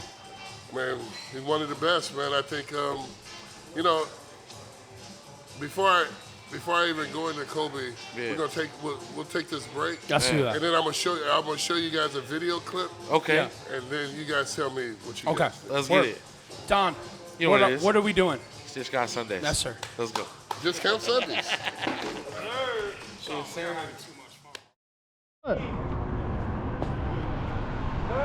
What? We're on I-5 now. See y'all tomorrow in Seattle. Who? Bliss boy! Hey! That's fire! What's that? They called Bliss up. We're gonna throw a 40-ounce party this year. A 40 ounce.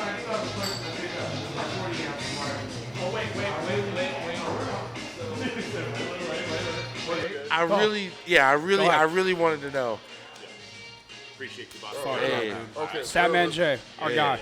oh Legend. boy, I really do want to know. I've never heard.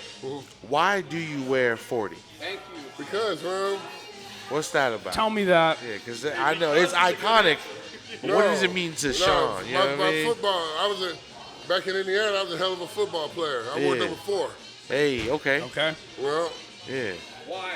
And then, Why? And in basketball. You wore 4 also, right? Or no? I wore number 4. Right. Cleveland. I seen some old footage. Yeah. Well, I wore, but Cleveland, he wore 4. when I got to the NBA, man, all them numbers, it was greatness behind all them numbers, but number 40. Number 6, Dr. J. 23, Jordan. Yep. 32, Magic Johnson. Thank you, Tiffany. So you either had to be like somebody or you want to start being like yourself. Thank you. Fuck yeah. Yeah, I want to create my own waves, man. Yes, sir. Okay. So I took that 4 and made it into 40. Hey. And my son, he wore number 4. Bring your son over here. There we go. Bring him in here. Oh, come here, Boogie. Oh, he does wear 40? Bring He your wore ass in number here. 4. Oh, okay. Mm-hmm. Get in here. Yeah. Pop in. Talk a little bit. Wherever you feel. Yeah, wherever you feel. Get into this microphone and introduce yourself. Come on. What's up? My name is Jamon Kemp. Hey. Yeah.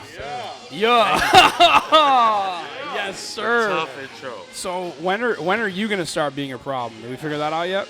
Man, I'm on my grind to get back on the court, man. I had a minor setback, but major comeback coming real soon. Major comeback. Yeah, for sure. I'm I gonna like get back that. to school, get my degree, Yes, sir. and then and the goal is definitely going to pros, to the NBA. Definitely. I'm keep telling you working, right now, if day-to-day grind. we see Kemp on the field or on the court again, that's what we want. That's what we Right. want. And hearing For that real. you're going to get your degree and do Yeah. your thing, No, that's you know even what I'm better. saying, and focus up, and that's love, you know what I'm saying? So do your thing. Whatever you chasing, you already know. And I see you with the clothing, respect. Yeah, my boy, tell us you know about what I'm that saying? real quick. Tell us Yeah, about man, that. so, What are you doing? I see. Yeah, in the last year, I ended up, in the last season, man, I was just thinking of ways of what I could do in the community. Yeah. Just to, just keep my legacy going, outside of sports and basketball. So I just always had the idea, like I had an influence on people. Yeah. Like I, playing these basketball tournaments over the weekends, and all the kids would be watching me and then wear their socks like me. Yeah. Or wear their arm sleeve like me. Or Yeah. There it put is. the headband like me. So I'm just like, okay, like I could, impact a lot of people. So Thank I'm like, you. outside of sports, what could I leave behind that Yes. people, remember me as? So that was just one of the things. I was just Hell like, yeah. had the idea. I was like, okay, maybe I could design something that people would like. Yeah. So, I was off at Yakima Valley College, and I was in my dorm room. And I was just like, okay, man, I could do this. Hey. I just got some motivation. I see some other people doing it. I'm just like, man, I could do this. Fuck I'm yeah. just like, man, you just got to be consistent. So, yeah, man, I started up honcho, and it means to be a boss or the boss or leader. Basically, Yeah. like head honcho, Let the 'em saying. know, let 'em know. Yeah, basically the person people look up to. And, yeah, just I've always been confident in myself and thought I was a star. So, yeah, I just want to build up a brand that everyone could, follow steps in. Do that, my boy. I love that, bro. Do that. See, and that's what we were talking about. Confidence, how important it is. And you want to know what the fact that you instilled that into your son after that's something you clearly believe in is confidence, is how important it is. And listen to that. That was real shit right there, bro. No doubt. And the fact he's got that in That's his gotta heart make and you his proud, mind, bro, bro. you should be so proud of that, bro. That was fucking awesome. Yeah, absolutely. That's what life is about, challenge. I just challenge him to be better than what he was yesterday. Yes, that's right. Damn That's right. what this is all about. Damn right, bro. Hell yeah. That's fucking sick, bro. Well, fuck yeah, dude. And I'm waiting for the chance where we could collab, by the way. We're waiting. We're talking about this. So hold on. Before we go into anything else, Seattle World's Vintage Fair is going to be August the 3rd and 4th. You're going to be very a part of that. I was just telling Sean, we got to do some Sonics jerseys, but my way. And we've talked about it before. So Absolutely, I agree. I think that you might be the person to make that happen. Where we got to just find some Sonics jerseys, and we'll do some ill shit where we can really do both. We'll call it the Honcho God collab or some shit like that, bro. That's what I'm saying. They might really love that. I love that. I do. Come on, cook I up. love that Cook shit, up. bro. Cook up. Fuck yeah, dude. Cook All up. right. See, all right. Can we should probably, we're Go where talking you about the gotta go. Seattle community already. Yeah, go there. So let me ask you first. There's two parts to what I'm going to ask you. The first thing is, you played in Seattle, Correct. Orlando, Portland, and Cleveland. why, besides the fact you were drafted here, why is Seattle home to you over maybe Orlando is a good example of why here did you want to be rooted into the ground in Seattle besides the fact you were drafted here? Because obviously that's the easy answer of like, well, I got my start here, everybody loved me in Seattle. Why did you decide here was the place to not only be involved in the community, start your cannabis thing here, but also the new thing that you're going to tell us about? Why is Seattle the place? Tell me that. I mean, me and my wife have been together for a long time. Even before we were together 10 years with each other before we even got married. We've been married 26 years. Yeah, right? wow. So, it's impressive. She's really into the community. She's been running a foundation for over 25 years. Her father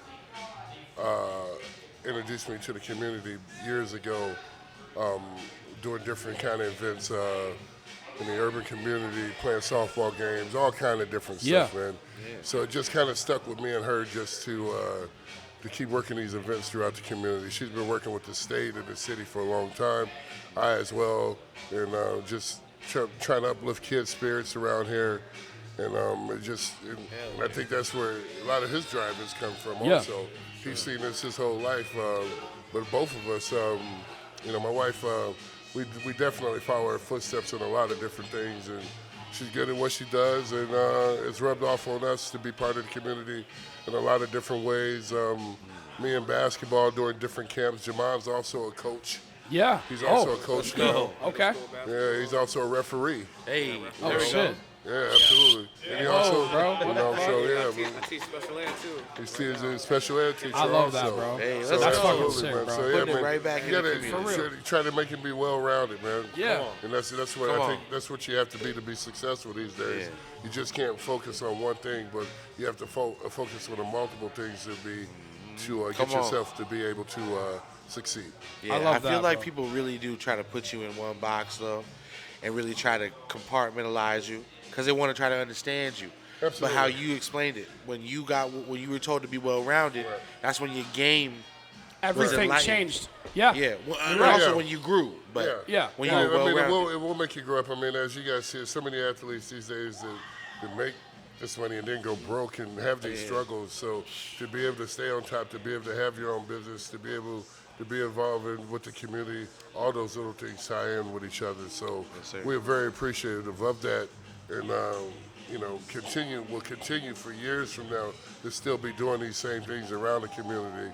So I think that's the reason that I'm here. I think Seattle, a city of itself, taught me how to be a millionaire, Yeah. and then I'm loyal to the city. You know what? doubt. And I'm glad that No you doubt put it that about way. it. Is that No that doubt you're about it. you're really giving props to the fact that like you got your start here, and I think it's important that Hell yeah. to show respect to that means it says a lot about your character. And so I want you to tell me about the new thing you're doing. Yeah, no, man. I started up my own foundation. Yeah. My own foundation to get back out here to the community. You say, well, you could have been started a foundation. Absolutely, I could course. have.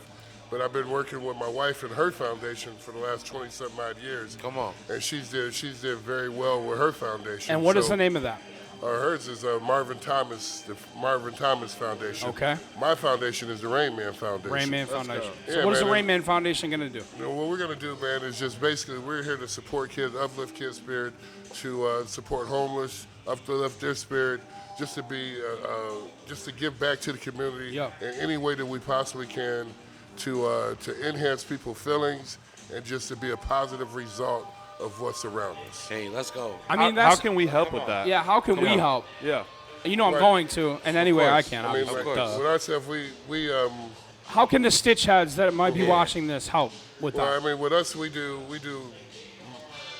numerous amount of kids camps. Yeah. Okay. And Basketball. so I actually got a football camp coming up. Okay, that's what I was going to say. Yeah, so it's yeah, not just so basketball. I one like of my- that. Yeah. What about my music? cousin- What about my cousin? music? My cousin is Yeah. Demetrius DeBose. Used to play for the Tampa Bay Buccaneers, originally from Seattle. Hey, let's go. Okay. Yeah. Come on. Went to Notre Dame. Yeah. He died years ago, but we keep his legacy going. Rest in We have a peace. Demetrius. Of course. We have a Rest in Demetrius peace. DeBose football camp every year. I love that. Yeah, for over 20 years now. I think this is the 21st year that we've had it. That's love. And I think we'll be out there. We'll have kids from all around Seattle participating in the camp. Come on. I love that, dude. I really love that. For so, free. So, and for free is so important, bro, Absolutely. because you want to know what for free does? Anybody that wants to be involved can be involved. And I think that that's so important, bro. I love that. Yeah, I would love to tap in with y'all too. No, 'cause yeah. with the music and stuff. Yeah. I would love to get y'all in there. Get you in the studio, let y'all see what I'm doing, man. 'cause for sure. We That's give a back fact. to the students too and to the community. Yeah. Music, what? That's my singer right there. Go ahead. Hey, Yeah, there goes come on, Tiffany man. right there. Tell her. Shout out to Tiffany. Hey, she know I That's told our her girl, too. Tiffany. Come on.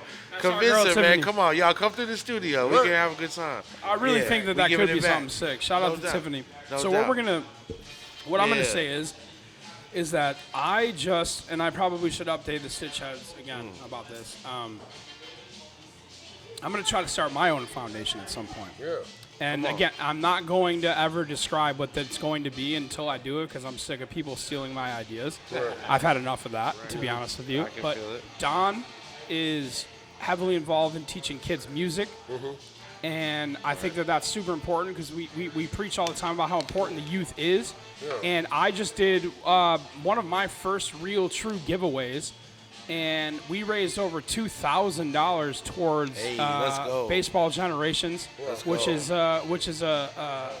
a charity that J.P. Crawford is super heavily involved in. And basically the idea is to just afford opportunities to people that might not have it, whether it's a showcase or to be able to play. So I'm glad that you're going to be doing something like that, and anything that we can do as a unit to help you. Of Hell course, yeah. I mean, bro, you're there. you're a brother to me, bro. So anything that pulling I can up. do to help you, I'm down for. Absolutely. We I got a softball game coming up too in August. Oh, Yeah. yeah. I'm pulling up. Let's Yeah. go. Just like the 22nd year of it. Yeah. All right. Damn, Okay. man. I'm late. Let me I'm get some late. information for Yeah, I that. have to be there. We're for very that. late for that, bro. We were for just sure. talking about that. They were overdue. throwing the ball around. out We there. were throwing They the ball like- around they said- earlier. They said, "Oh, we still got it." I know I still got it, Sean. Just love being around Sean. the game and anything for a good cause. You know what I'm saying? Sean, I'm no athlete, That's what it's about, man. It's about community. and it is. Yeah, That's what for we're all real. about here. For real. They're You not know, out here, though. That's one of the reasons why I'm still out here in Seattle, man. Come I on. was years ago with the Sonics and stuff, just being able to get out and meet people in the community to see how important the community was. Yeah. It'll teach you a thing about it, for Absolutely. real. It taught me a lot, man. Yeah. It taught me a lot about business and a lot about life. Like I said, man, my family, we've definitely been on this for years. And we believe in it. We're going to stay with it. I love that, bro. So that leads me to my next question. And again, I hate being the guy that... I want to be the guy to talk to you about things that people don't normally ask you, but I think we doing that. well, of course. But me and you have, again, we have talked about this already. So let me say for the camera and for the microphones, for Don, Come on. when are the Sonics coming back, bro? How confident are you that that's going to happen? Because it really looks very, clear at this point that they would be stupid to not try to be heavily favored for an expansion Well, kind they of would thing. be insane for that, and they'd be stupid if they don't involve Sean Kemp Well, in duh. the ongoings of their return. Okay, well, I think we know for sure that's Yeah, going to come on. happen. I mean, I'm just Sure. saying. I'm just saying. But, Yeah, I think it's going to happen sooner than later. yeah. And I think this is when it's quiet, it's best. That's what I was just going to say. When Come things on. are quiet, Yeah. that means that something's going on. Yeah. Yeah. Let's go. And I think Before the storm. I think us as the fans, we just need to sit back, And just chill. chill. Wait for Okay. it. You can't Let rush these things perfection. develop. He said us as But I fans. think- That's crazy. He is a fan Yeah, now. yeah, I'm a fan, man. He's a fan I'm now. a fan of this because of a lot of different things. I'm actually a fan of them having Climate Pledge. How great is it in there, man? Well, Seriously, man, how great is that? But I'll just tell you guys this, man. Me playing over there for a number of years and even playing for different teams and coming back, I knew 98% of those workers in that arena. Those people lost their jobs, man. They did. They lost a lot of money to their homes for years. A lot of years. Still to this day, they have a few of those workers over there who got their jobs back. But still to this day, a lot of those guys didn't get their jobs back, man. And they suffered. Their And you- families suffered. And you want to know what's crazy? Again, from the outside looking in, I wasn't here when that happened. Right. So what? Okay, and Tanner was. What was that like? What was that like? Because you. Okay, so before you say I anything, couldn't even speak for him. before you say anything, let me give the only comparison that I have to compare to that. at one point in Buffalo, they were really talking about how the Bills might get moved. Right. And the Bills are the thing in Buffalo. They're the thing. And the Sabres are a big deal, of course. But we had that scare a few years prior to that. But there was a very real chance that somebody might buy the Bills. It was Donald Trump, of all people, that was talking about buying them. I believe it. And he created a whole rumor about how Bon Jovi was going to move the team. It was a whole thing. But my point to you is this. I don't know what that is like. And being a former player of the team, and now that your legacy technically is in Oklahoma City, technically, what was that like for you when they said, when one day there was the Seattle Supersonics and then all of a sudden there wasn't? What was that like? Well, I mean, at the time I actually owned a restaurant in Queen Anne, so I know exactly what they were coming from. So basically it worked like this. We had 41 days where we were able to play around with 41 games where you had games here in Seattle where the Sonics were there. We knew that those games were going to bring in a good crowd at the restaurant. Of course. Now, when you take those games away, now you got 41 less games. For sure. So imagine a guy like myself who's been pretty good in business and held on to his money and everything is okay. But imagine some of those people in that Queen Anne area that didn't have that luxury. Yeah.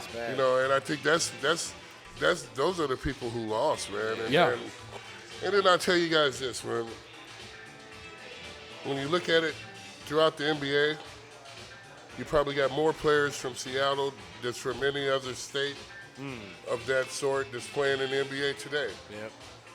And you want to know what? You have no team here. They have no team to go look up to here. You're right. But those players, those guys have been living off the legacy that me and Gary and Detlef did around here for a number of years. Yeah, man. And it definitely helped. And I mean, just for me to see the game come back for the kids. That's what I'm saying. I'm not so much worried about it for myself. I'm not selfish for myself. Yeah. But I think for these little kids, like for the last 5 or 6 years, for these little kids would have had a chance to see LeBron James play. Come on. To open up their eyes, open up their imaginations, for them to dream. Yeah, man. You know, because there could be a 10-year-old going to Climate Pledge on Tuesday that could there go will see be. LeBron playing. But what I'm saying is that right now there isn't. There's a whole generation of kids that don't know what basketball is like here. I was one of those kids, man. I was one of those kids. Who were you watching? I was one of those kids that was young, that was, 9, 10 years old, and some people was going to a ball game in Chicago, and I was able to go to the game and watch the game in Chicago,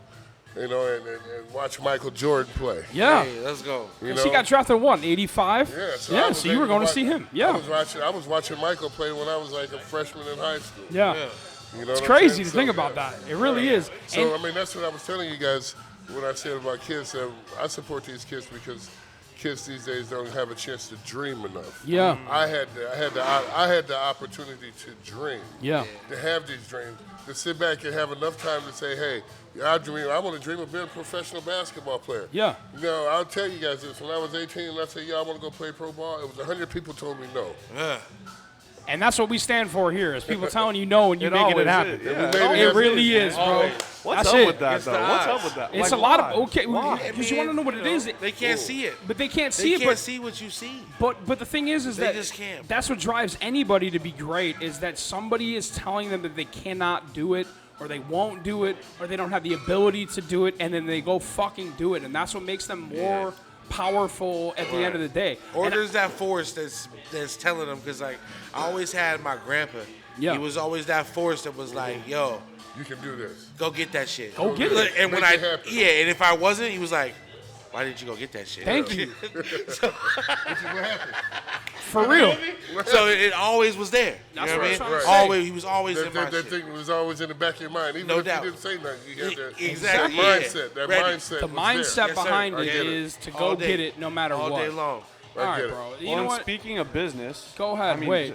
He's talking about. I heard him talking about business. Yeah, well, should we go there yet? Yeah. Do you want to go there? All I right, think we'll so. go there before I think we numbers. go. Yeah, I think we go to Okay. numbers after this. We're going to go to numbers after yeah, this. yeah. So, Sean, tell me, we already kind of talked about it, but tell us about Sean Kemp's cannabis. What the fuck, man?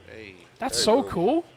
It is cool. Tell me bro. about that. How does something like that start? How does something like that come to fruition? Is that an idea that you have, or is that an idea that somebody else had and said, would you like to be a part of it? And be honest, if you could. No, Let's get that mic. If you're allowed Let's get to. that mic. I mean, the over. Yeah, idea- let's get that on. Yeah. Well, the idea actually wasn't.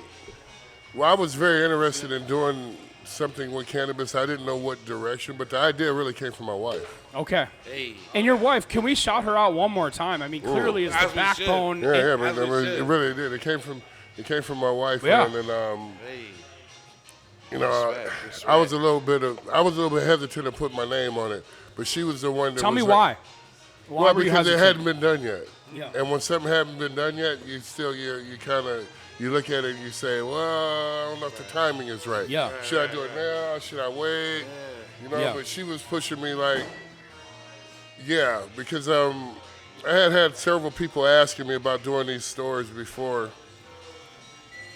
And A pot store or any store? the pop store, weed store. Yeah. And then That's sick. That is sick. It's cool that, know. that somebody came to him So before dope, he did it. yeah, Like, and then hey, I was you would like, be perfect for this. It's It's like- already trying.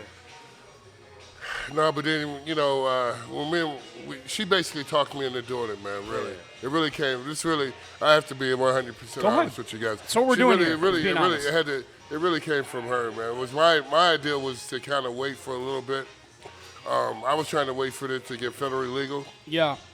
You know, I was worried about doing this and then being some backlash on the other end of it because it wasn't federally legal. Did you respect get that. any? I respect that. No, I didn't get any backlash, but we checked things out ahead of time, and then and when I done Sean Kemp Cannabis, it actually came down to I think it was 3 stores that we were talking to, and then I took a trip to Vancouver, and when I met these guys down in Vancouver, I knew it was a possibility. We were on the same page as far as this business. Yeah. Because you can always come up with a great idea, Of course. but it's the plan that's going to drive the idea. The plan is always what drives the idea. You gotta You have know it. what I mean? Yeah, And it then, is, for once sure. Once I got to Vancouver and teamed up with these guys, then I could see the plan. Okay. And then we were able to capitalize off everything. So when the first store opened, if I'm not mistaken, that was during coronavirus, was it not? Yeah, it was, man. It was during coronavirus, so that's why when you say they'd be like, "Oh, Sean, you got 2%," because man, it was at the time it was it's the only business in the city that opened up. Bro, I swear to God. It's the only business in the city that opened up during that time. That and shit is they crazy. begged me People not, needed it, bro. and they People begged me needed not it. to do it. I was going They to say, begged- somebody probably was like, Oh, dude, yeah. now's not a good time, bro. They were like, they begged me not to do Yeah. it. They said, please do not open up a business during this time. And I was what I was made you pretty know? confident. What made you know? I took that trip to Vancouver. So it's the And people that. I was able to see how these guys had worked with each other for a number of years. Yeah. And continuity, like I said, the chemistry is very important. Of course. You know what I'm saying? Sometimes that's more important than money up front. Of course. Yeah. You know, because you can always make the money up at the end, but you got to have that. It's that you gotta long have- money. You got to have great leadership. That long money, You got to bro. have a great picture A of what vision, you want to son. do. Vision or Yeah, the something. vision. And that's For what's sure, bro. And I think The vision. that's the route we're taking. It's been great working with these guys. I've learned so much, and working with the workers too. Man. Yeah, we bro, got, of course. You know, doing this business. And I'll tell you guys this, man. You used to go to these pot shops around here. You used to see number white people in these shops. Yeah. Right, Go right, ahead. right, You know, right. and I And this is think what we talk about all the time. Yeah, come I on. think I was able to open up this business, and now when you go in these pot shops, you see a variety of, You do. There we go. races Yep, of that's people. why I That's say the way where it I should go. be. Yep. It should be like that in the Come first on. place, and it should be like that in all of these businesses. It should be Let's go. I agree with you open completely. opportunity for people to work in. And it is. Depending on your work ethic, that's what Right, you should right. be judged Well, on, of not your course. color. So, my Of man. course. And I can My tell man. you, obviously, Don, you can too, that Yeah. you go into Sean Kemp's Cannabis and you are having a full spectrum of people Absolutely. involved. And that's fucking, it, again, Right. goes It's a back good to how time. involved you are with what the community is in Right, Seattle, and that's bro. exactly why I got involved with this business. So when people were like, "Oh, that wasn't necessarily about money, man," I've been comfortable in that for a while, Yeah. so I wasn't worried about that, man. It was my, but I mean, what can I change in this business? What opportunities can I give other people? Other than myself. Absolutely. Yeah, first spot I could ever go and give me an eighth and hit a pop-up shot. You know what I mean? There you go. Come on, my Come on, brother. man. I Hey, man, play appreciate some you, NBA man. jams Yeah, too, come on. which Yeah, is it's my in there. game. I'm That's my saying. game. That's bro. his shit, You bro. provide, game, you provide man. that. Yeah. And it's awesome, man. Yeah. Because it goes hand in hand. We chilling. You know Yeah, what I'm man. saying? And there's so much more that I wanted to do, but they just will not let me do. Of course, yeah, they hold You know it. what I mean? So It's beautiful in Yeah. the shop, man. if It's you're love. if you're It's love in the allowed shop. if you're allowed to talk about it, what is it that you wanted to do that you couldn't do? I mean, Because I know that for, and again, we probably don't need to get fully into it, but I Right. know that you can't mix certain things in your life. right. You can't mix it. You can't. We handcuffed in a lot of things on advertising. Yeah. Because of kids of that nature. Of course, yep. We're handcuffed on a lot of things because of my name. So we have people coming by making sure our signs isn't too big and Yeah. all of these sorts of things.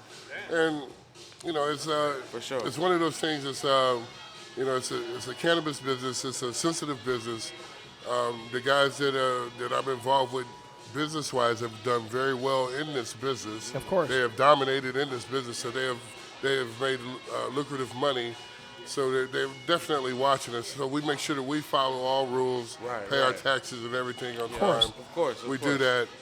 But as I said, when I got into this business, I was hoping to do this business and to let people know that you could do this business and have some type of coolness to it. Hey, Yeah, there we of go. course. And that's what this My is man. about. Yeah, You didn't for have real. to be an uptight ass person Come on. Exactly. Come on, man. to be dealing pot. For man. sure, bro. Never And that's felt it. that way. That And it that's could it. be, Inside of your you know, stores, I've never felt that way. I'm telling you right now, bro. So I And you think wanna- that's what the whole culture thing is. And you want to know There we what's go. even Come more on. beautiful about Come the on. community and culture and all the things we talked about? You can go in there at any given time, and this motherfucker's sitting there, Come on. hanging out. You want to know what he's doing? Hi, Yeah. how are you? How's He's the things only going? I swear, bro. He's I've driven up to work a million times, and I've seen him Swear to parked God, out there. bro. I Yeah. swear, I He's have. in there only going- person who ever told Yeah, you, man.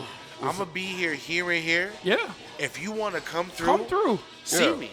Come say And what's you're up. showing love and Yeah. appreciation. Well, that's the way it should be, though. That's bro. how it should be. Right, Absolutely. right. But we have to give the flowers where they're due. 100%. Because you're the only one doing You it. are the only one doing And that, no Sean. other store is getting down like Right. that, I appreciate and it's you not saying happening. that, too. And you're representing, and you don't have to. Right. You could be. Sean, in you LA, just told us you could be don't have gone. to do it, and could you be do it gone. anyway. You could No, be gone, absolutely. That's what brother. it's about, man. It's Come about on. the people. It's about. Yeah. I mean, if you're gonna ask people to come into your store and buy your product, you gotta spend a significant time there. 100%. Having relationships with those people. Knowing the and all of those regulars, things. knowing Absolutely, knowing their names and everything. And I know that No not doubt. only do you know the regulars, but everybody that works for you, you know them all. Yeah, no, you gotta And you spend time spend with all the time with workers. all of them. You Absolutely, do. man, And that's I know important. that for sure because I've Well, witnessed it oh, with my yeah. own 4 eyes. Yeah, I'm but jealous I've of it. seen That's it. why I know. No, Yeah, well, man, because the guys, the workers that work for me, man, we appreciate their effort Of that they do. course. Of course, they're getting paid, but the one Well, thing duh. about it, we want them to move on and move up. of course. A lot of these guys are young. We have some older ones too, but a lot of these guys are young, and we want them to move here, but move up. And have a good experience while great doing experience, it. man. Of course, That's what bro. it's And about. that's a beautiful thing. So let me ask you this: are you going to be upset if we go through one of our favorite segments, which is numbers, right now? Go ahead. Where it's them testing me to see if I know numbers of certain things. Tanner, how do you want to do this? Because we don't have much time, more No, I time got with you. Sean. So let's do it quick. Let's start with these 99 Sabres. It's crazy because who knows the 99 Sabres? So No Sean, one. Sean, I know that you are fond of Buffalo. Yep. And 1999. Buffalo Wild Wings. Oh, get the fuck! That's what I said. Yeah. That's what I said. Oh, it Damn. drives him crazy. This It dude drives him Sean crazy. really just fucking Nah, buried me, bro. Damn, that's my Come on, boy, man. but he Chicken just wing heaven over no. there, I man, swear to Buffalo. God, bro. Wow, we. Sean, they don't know it. Sean, they don't know it, bro. But the chicken wings, bro. They don't got it here like that. And it's No. not, you want to know what? They try.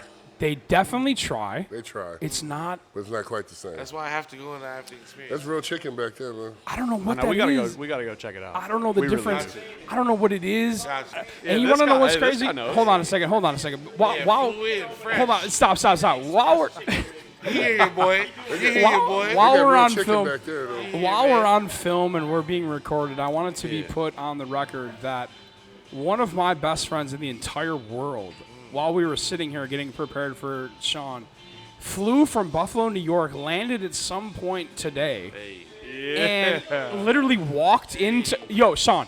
That's his guy, bro. Literally That's walked his into guy. Hooverville, and I had no idea he was coming. Not only boy did I set have up the surprise not only party. did I have no That's idea, fine. but your girl Jill B has been planning this for like a couple weeks now, bro. And this motherfucker walked in the door, bro, so he can confirm everything that we're saying It'll about be the on chicken this wings. episode. Yeah, it'll be on this I mean, it episode. really was unbelievable, Sean. You wouldn't. I mean, I texted you about it. I said I got can't. it, I got I literally it. said I can't believe that this shit happened. I can't believe it. So. I can tell you right now that something in Buffalo is different when it comes to the chicken wings, and it's not a hard concept. It's literally deep frying chicken wings and putting butter and hot sauce on them, and for some reason they I can't. thought it was the water. The water is the pizza. Ooh. The water could be it.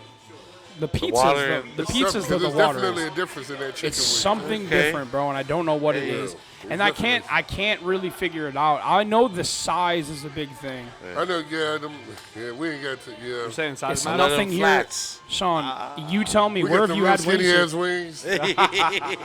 Back there, Yeah, I they got can't them those two buffalo. skinnies. They got them buffalo. Pumping them steroids. Dog, Yeah, they're like this, and I don't know. So anyway, we're Hold gonna up, hold up. Before we go, ahead, I got numbers. just one more for you. go ahead. My man. This is my. I don't know why I love this question. Don's Because I black. think you'll like it. Don's black. For you, no, I'm good. I'm Yeah. good. Stop. You good, I'm just with the He just hit legend. that blinker over For here. I you, saw my it. brother. I saw it. What was it like elevating the way you did? What did it feel like to elevate Explain what you mean like by you elevate. did? Because Cats is comparing you is recent that they can, you're a baller, but somebody compared you to a 6'8" or 6'9" Vince Carter, and I forget who did that, but it was a big cat. It was a Okay, big stop. cat. Wait. So That when you knew- said that knew he elevating, you played mean young. dunking? Oh yeah. Okay, that's what we. and on Sean, top you of know what? that- You're right. We on should- top of that, his vision was crazy. Yeah. The man passing, he nasty. Yeah. You know what I'm saying? So I'm just. What did it feel like to elevate? Yeah, tell us To what it's like to rise like jump that. that high in the To air. rise. I mean, most, Paul will never know. I'm gonna say No. this, man. It probably, it wasn't really like that at first, because when you make the transition, you come into the pros, man, it's so much work. You go through this mental phase. You gotta. I mean, dude, tell us about it. I mean, really, you're a professional athlete. You go through this mental phase, and Because you only went to 1 year of. yeah, man. So it's just imagine this. It's like it'd be like you go into a dance class, and you've never been to a dance class. Like the footwork, Yeah. everything that you see. Anything you were forward. taught before is different than how it is. Yeah, they don't even call the layup line the layup line. Yeah. You know what I mean? Right. It's crazy to think about that, bro. You know, so every time that they say something, you gotta like, Figure it out. yeah, you like shit. Oh shit. What did he say? What the fuck is he saying? What? What kind of drill? Fire drill. I feel What? like that all the Bull time, drill. bro. What are we doing?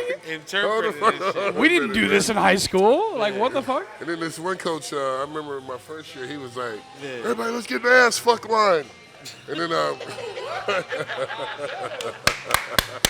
Hey, now. and it was a defensive drill. Yeah, and yeah. it was a defensive drill. Yeah. And and they call it the ass fuck, butt fuck because you got to box out. Then Right. you gotta, Yeah. Like you, Yeah, of course. Yeah. Put that Oh, back yeah. in. Yeah, but so The Stitch got for special. 30 minutes, I was running around the gym. understood. And I didn't want to understood the ask nobody. assignment. For 30 minutes, I'm like, oh, man, what the fuck is the ass fuck? I swear to What God, fuck bro. line? I'm like, Yeah. what?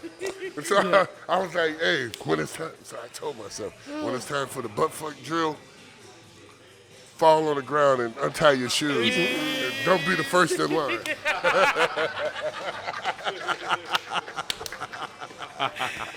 I swear to God, bro. This is what it's like. I mean, for Really real. good answer. I would have been mad as hell. I would have been mad as hell, bro. Yeah, but it's just like, I'm like, all right, yeah, Peep the okay. game. That's crazy, bro. Hell yeah. All right, let's check out these 99 sabers. All right, hold on. All right, yeah. Well, I guess, Yeah, let's get the numbers. Let's. Do it. Hey, Because do you know we anything don't about have the- Sean all night. You know anything about the Yeah, 99 for sure. Sabres? We gotta let him loose. No, he's not gonna know 99? anything Nope, about it. nope, That's nothing. this is what's gonna be fun about it because All right. Hey, I got because a little again trick for you right to here, test my knowledge. So Sean, the reason we do this is because my whole world is knowing numbers and jerseys and uniforms and all that. So we've been doing this thing where we're trying to see how good I really am at it. You should have seen him on episode 1. I get smoked every time, bro. Oh, so shit. Should have get seen ready. him. Go ahead. He has no excuse now. I don't. All right, bro. I'm here So- with the Reignman so- now, so we're Yes, gonna sir. we're gonna see what I got. So right. hang with us, Sean. So Go ahead. we're gonna throw a little curveball to start. Okay. So this isn't a player. This is the head coach of 1999 Sabres. You should Lindy know Ruff. it. Okay, easy. Damn. coaches get. All right. Lindy Ruff. Let's- Sean, yeah. before we continue, Lindy Ruff was the first captain of the Buffalo Sabres. And he was a player, and then we hired him as a coach, and he actually held me as a baby because he lived across the street from my shit. grandparents. And he's like a legend in Buffalo. So he did. He held your boy like this. So go ahead, Tanner. Who's next? All Real right. quick. So next, let's see if you got it. 81. Yep. Miroslav Shatan. You're wearing it right I'm now. literally wearing the jersey right now. Hey, let's get it. 81. Miroslav Shatan. You the like number, that? though. Hit the It number. says Satan on the back, though. That's why I wear it, Sean. Miroslav Isn't it like Satan. that? We all got a little Satan in our ass. Right. If somebody say they don't, they're lying. You know they're wrong. All right, Yeah, hold on. sure, bro. I have an idea. Why don't we All right. skip the Sabres? Did you do any Mariners? Hit the Mariners. I mean, I did. Okay. Yeah, Okay, all let me right, do the no, Mariners. let's take So we're gonna do the current Mariners. He We're got trying scared. to see He how got quick- scared. He only knew that one. Okay. Nah, Whoa. Get the Mariners. He only knew the one. Let's go to the Mariners. Let's Don, try one more. we Here we want go. the Mariners. Don, Let's give try me one more. Don, give me one more Sabre. All right. Because All he's right. gonna really All right, act yeah, like I one don't know. more. this. Yeah. Yeah, all right. one I'm more. gonna go And you number. know me, I'm competitive Hey, Of course. when Get it it, comes go get to him. it. Hey, Go get listen. him. Go get him. Now listen. Sean Kemp One wore more number Sabre. 40, Yeah. by the way. All right. One more Sabre. Hey, With Portland, now we know why. Stop, wait. With Portland, Seattle, and Orlando, but he wore number 4 in Cleveland. Yep. Facts. Don't think I didn't, Sean. You don't think I knew that? Great It was the business. 4. kidding me, And bro? like It's he really said, motherfucking he had to All All carve well, his own way. Let's He tr- did, let's try and he did. something crazy then. course. Tell me Here we tell me go. somebody else who wore number 40 who was great besides Pat Tillman. I wouldn't even add Pat. I don't. Pat Tillman. Oh, that's Now it. Tillman is About quite the the old name, Pat isn't Tillman. it? Sure is. I named my son after Pat Tillman. Really? I He really did. Oh, hot Wow, that's damn. awesome. He did. That's Tillman Thomas. I got another one. Number 40, across all sports. Mike Allstott. Mike Hall. Tampa Bay Buccaneers. Buccaneers. Big Okay. dog. Big dog did. Yeah. Big dog. Sean had the Goddamn trunk like neck. that. Big dog. He had that shit like this. Hey, he was like Big this. neck. He was like Hey, this. but he run a 40 motherfucker means over weight. though. Telling you right now. He'll woo. 40 Tell- means weight, bro. 40 Tell me means another weight. 40. Hey, that was a Somebody. boss. All right, Paul. Sean That was a Kemp. big Focus. He's right. 99 That's a Sabres. number. Go Hey, ahead. Give here me we go. one more. Number 4 for the Sabres in 99. Number 4. Number 4 for the Sabres. Let's see what you got. 99. Damn. Let's see what you got. Ugh. He's making you dig deep. He said, "Show up on your promise." Wow. If you can name this one, Sean. you are the man. Come on For now. real. I I'm- have Come an on. actual real guess of Come who on. I actually think it is. You got to. Let's go. I know I'm going to Serve be that wrong. up. No, don't say that. Serve up. Serve up. Manifest it. Serve up. You got it. No disclaimers. Was it? I want to say Rhett Warner. Boom, baby. Let's go. What? Let's go. Stop playing, man. 99. There you go. There you go. Got There it. you go. That a boy. That That matters. is actually unbelievable. bonus I He was pulled actually- that out Hey, his yes. ass. He Bonus pulled that points one real out his quick. ass. Bonus man. points real He quick. pulled that out his ass. I man. really came out of. I mean, I really went back in there, bro. Definitely pulled Bonus it out. points real That quick, was that Paul. Hail Go ahead. Mary. Bonus points real Holy quick. shit, Hail Don. Mary. Hey, your boy for the Mariners. Don, this is why we 4-4. do this. Hey, Yeah. 4-4. That's why. Yeah. 4-4. 44. Oh, come on. I don't That's know. the picture. That's No, Julio. no. Are you talking about the Sabres? I'm talking about the Sabres, Oh, 99. Sabres, my bad. Last one. Bonus credit. Come on. Bonus credit. Oh, I thought 4-4. you know bonus 4 for the credit? Sabres. 44. This is Okay. quite the Wildin'. name, I'll tell you that. Paige, Wow. you got one? 44 for the Sabres in 99? I know Back nothing. in the day. We played in the Stanley Cup, dude. I mean, shit. Big I- team. The fucking Never knew piece hockey. of shit 44. asshole. Y'all remember like who's hockey. number 44 was? He doesn't know, Sean. Yeah, hell no, he rubbed his forehead. He don't remember that What's motherfucker. this? Oh, wait. right. I'm going to. Oh, no. Stop. Okay, okay. Come on. I really have an actual guess. Drop bombs. Hey, you were right last time. You're 2 for 2. Facts. Oh, man. Drop dude. bombs. It's a European name. You're right. For sure. Absolutely. Then go with Oh, it. Go with it. He just confirmed it. Seal Absolutely. it. Don, come on. I know it. I can't remember his Do name. Seal it. that. 3 for 3, baby. Easy work. Alexei Zhitnik. That's exactly Get the right. fuck out of Get here! the fuck out of Get the here. fuck out of here! This dude is full of shit out his told ass you. left and right. I told you. Left Yo. and right. He's got it, bro. Hey, he I'm tapped telling in. you. All right. Hey, What'd I now- tell you? Hey, just roll Sean, with it. Sean, Hey, Sean, Get wait, that lottery stop. ticket. You feel me? Go get that lotto Stop, ticket. stop. So I'm going to, cash that in. I'm, before we go to the Mariners numbers, I want you to know why I remember those numbers so well. That is how important a team that plays in a championship is to a young kid. Right. They played for the Stanley Cup that year, bro, That and year. I just literally just closed my eyes and I could picture how important that team was, what's up. bro. And you want to know what? Just like you were saying earlier, consistency. That's why people show up. Yeah, Don, that's what we talk about all the Oh, time. We have to. About how important it is for teams to not only be good but to be memorable. The fact that I just remembered that, I Well, can't. I totally get it when these fans get upset, get pissed off. Yeah. For sure. Want to yell at these players. Like you said I at the mean, like, beginning of the show. It means so shit much. is- It runs so deep. I mean, come on, it's a lot deeper than what people are literally- bringing to the table. I'm literally recollecting the numbers of guys that played for the Stanley Cup in 1999, bro, That is because crazy. of how important that was to me as a kid. Right. Yo, and Okay. this is real. This is real. rattled Like, that off. we It talked on the is. phone, You and I rattled was that like, off. I didn't give him any hints, I nothing. have Oh, no no, never, hints. never I didn't have. look. Never All right. have, never will. So Okay, here we go. go ahead. This We'll is do a where couple- we'll this do a is- couple Mariners, and then we'll Hey, move on. growth This is where it gets really embarrassing, though, because Paul works for the Here we go. Sean, has been this All right. isn't good. So you can't get these wrong, Let's dude. get it, let's get it. You're getting the 99 Sabres correct. You can't Sean, get this these isn't wrong. good how many I've gotten wrong this year. 2024 Mariners. Go ahead. Yeah, let's go. Let's just start with the manager. Come on. 9. The manager. Number What's- 9. Okay, what's his name? No, the manager of the Mariners. Number 9. Okay. Yeah. I don't even know what you're talking. I don't want to say his name. Okay, man. I Just kidding. Scott Service. Don't, Don. Don't Oh, look at me like damn. that, you fuck. No, because you know what? I'm not going to disparage I knew you was gonna anybody, say but this like, shit. I, Yeah. Don, Hey. Sean, don't. Me and you have talked. Your opinion is your own. Sean, don't, Sean.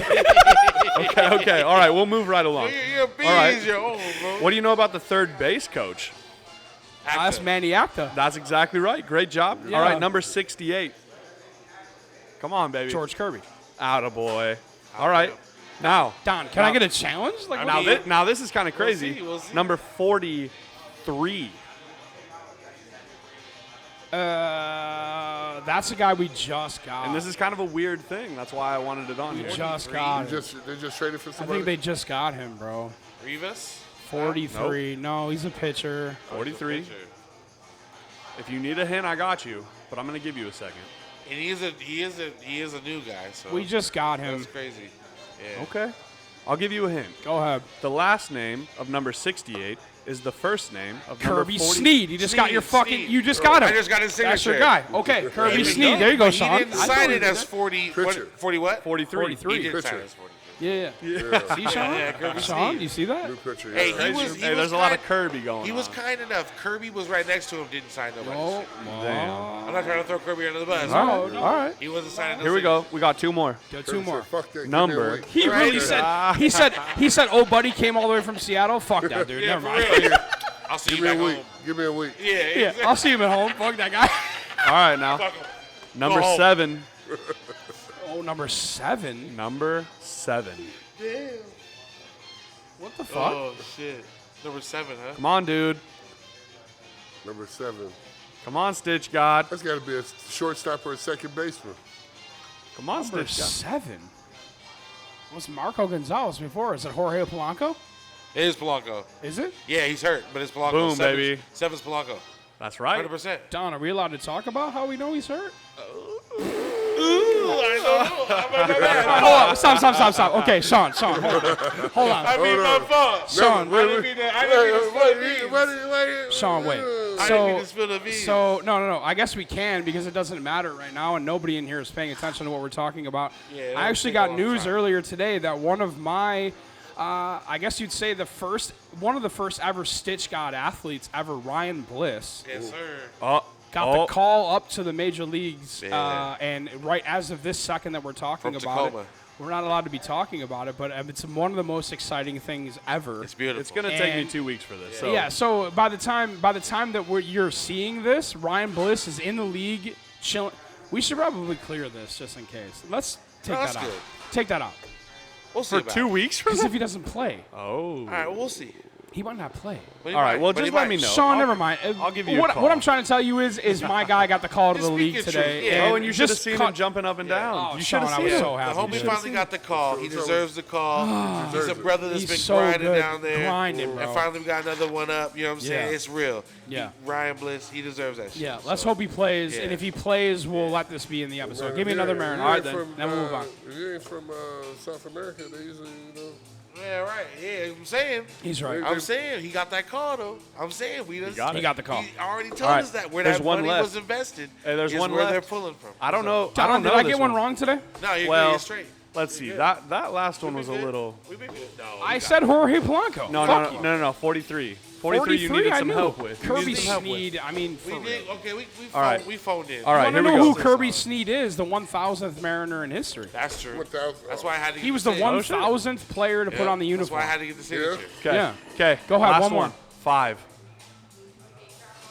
See, I wanted to go hard. I told you. 5. So we already did this, and it's not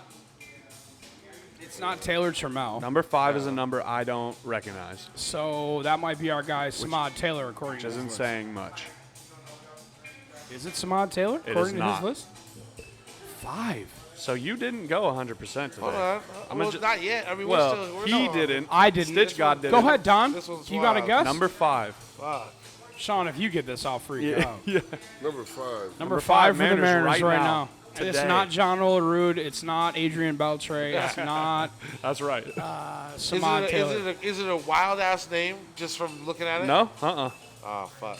Yeah, definitely. Yeah, no, I mean, no. Thank you. Oh, shit. Don't worry. There's Shelly, one of the best ever to do it. Nah, I can't absolutely. get 5. No, we're giving you credit. Yeah, he props. does. Shelly the best. Make sure, by the way, while don't Don know? is thinking about this, don't. Hooverville Bar, First Avenue, is the best bar in the world. Best. Come through here. They're the Absolutely. best. Sean, I don't know number 5, dude. Yeah, I don't know if I'll tell you, it's Jonathan Clay. Class A. Fuck. Class Class A. That's fucked up. I should have known See, that. now next episode Because we got to he's do an been- apology. No, stop. Because he's been up and down from Don. AAA to AAA here. back and Don. It's tough. Don. Service is wild. He be, Don. You know what I mean? He's juggling these motherfuckers. I did a scramble with his number on it. I have no excuse. Damn. Okay, well, okay, but for me, he's been up and down. For any regular fan, It's love. It's love. It's love. For me, it's no excuse. I should I've have seen known him that. on the field, but he. I should have known You that. know what I mean? Okay. Okay. Well, To wrap this up, yeah, go Let's ahead. wrap it up. we've got Don's trip. That'll take us a couple minutes, and that's about it. Okay. Yeah. Do you Let's, want let's talk about that trip. Let's get a little Don's We can dishes. dive into New York. You want to do Yeah. that? You want Let's to dive do it. into that? You Yeah, want yeah. to break first and then do that? Yeah, come on, let's break. We're going to break and then Yeah, we're let's- going to get 2 to seconds and Yeah, we'll go let's to break. it. All right. Then we'll Break. end it. Yeah. Yeah. That's a dime. I bet Jay might be the starting pitcher for our team. it. 1942. Hennessy. You know what time it is.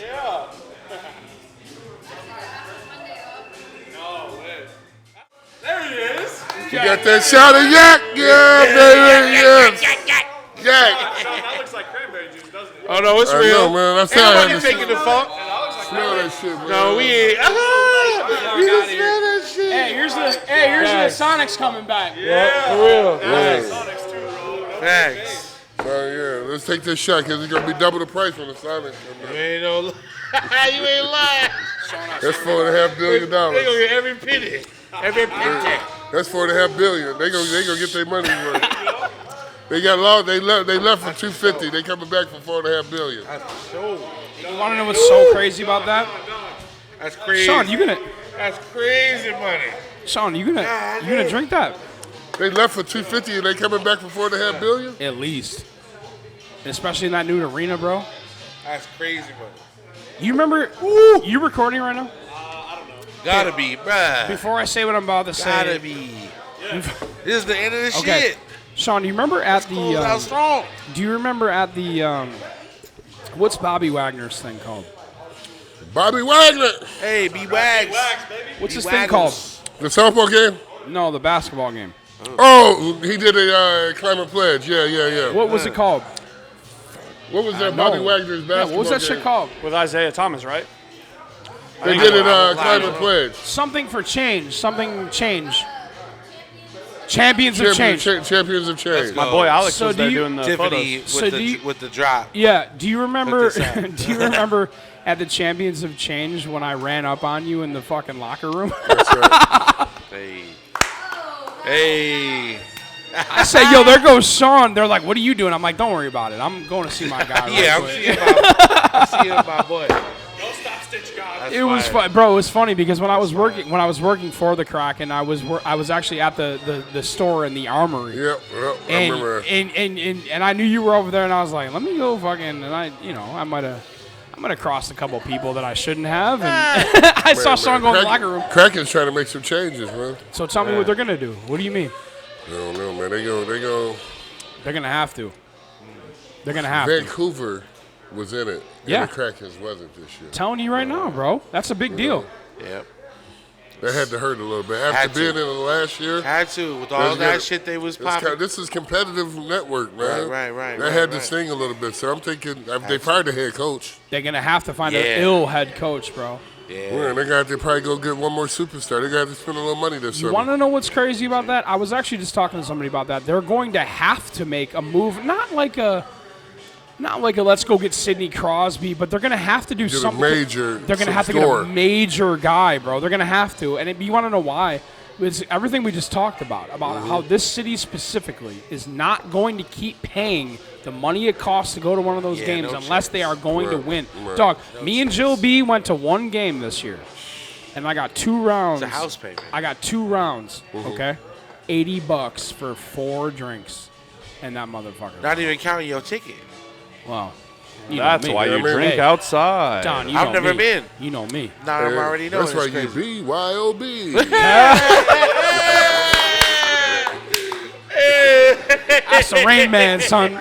That's the Rain Man, son. No, He's not wrong. Hey, it's his 100% oldest not time, wrong. bro. And understanding wrong. of the climate, understanding of the climate that we live He's in. not wrong. That's what I'm saying. That's why the fans are getting so mad. They're getting pissed off with them ticket prices and all the extra, the parking and all that. Right. The Can't parking. get a Yeah, t-shirt. man. Like, let people have fun. It's tough times, bro. Tough times, it's bro. tough times. sure. Let But people like- have fun. Here's what the problem's going to be, though, when the Sonics come back, and they're going to still have that same shit down there. What? $21 a drink, $65 to park. Sean, No, because it's going to again, be more. you're going. I know it's going to be more. So they're going to be more. excluding again. Yeah. They're going to be excluding the 'Cause people the that. WNBA is already hot Yeah, but like that. Look, dude, devil's advocate. Look, if Go ahead. people are going and they're paying the money, I mean, they're look, going and they're paying the money, dude. They are doesn't paying the money, but I'll tell you guys. It this. doesn't afford the opportunity to everybody. I kind of started when I started playing back in '89. Man, I was coming off the bench. Didn't get those quality minutes, but I got a few minutes. I played in every game. Yeah. Right. So Workhorse. the deal of it is this though, man. You count when you come in at the end of the game. Nobody knows you. Yep. You counting on these people in the arena. I was counting on beer night. They used to have $10 beer night at the Seattle Coliseum.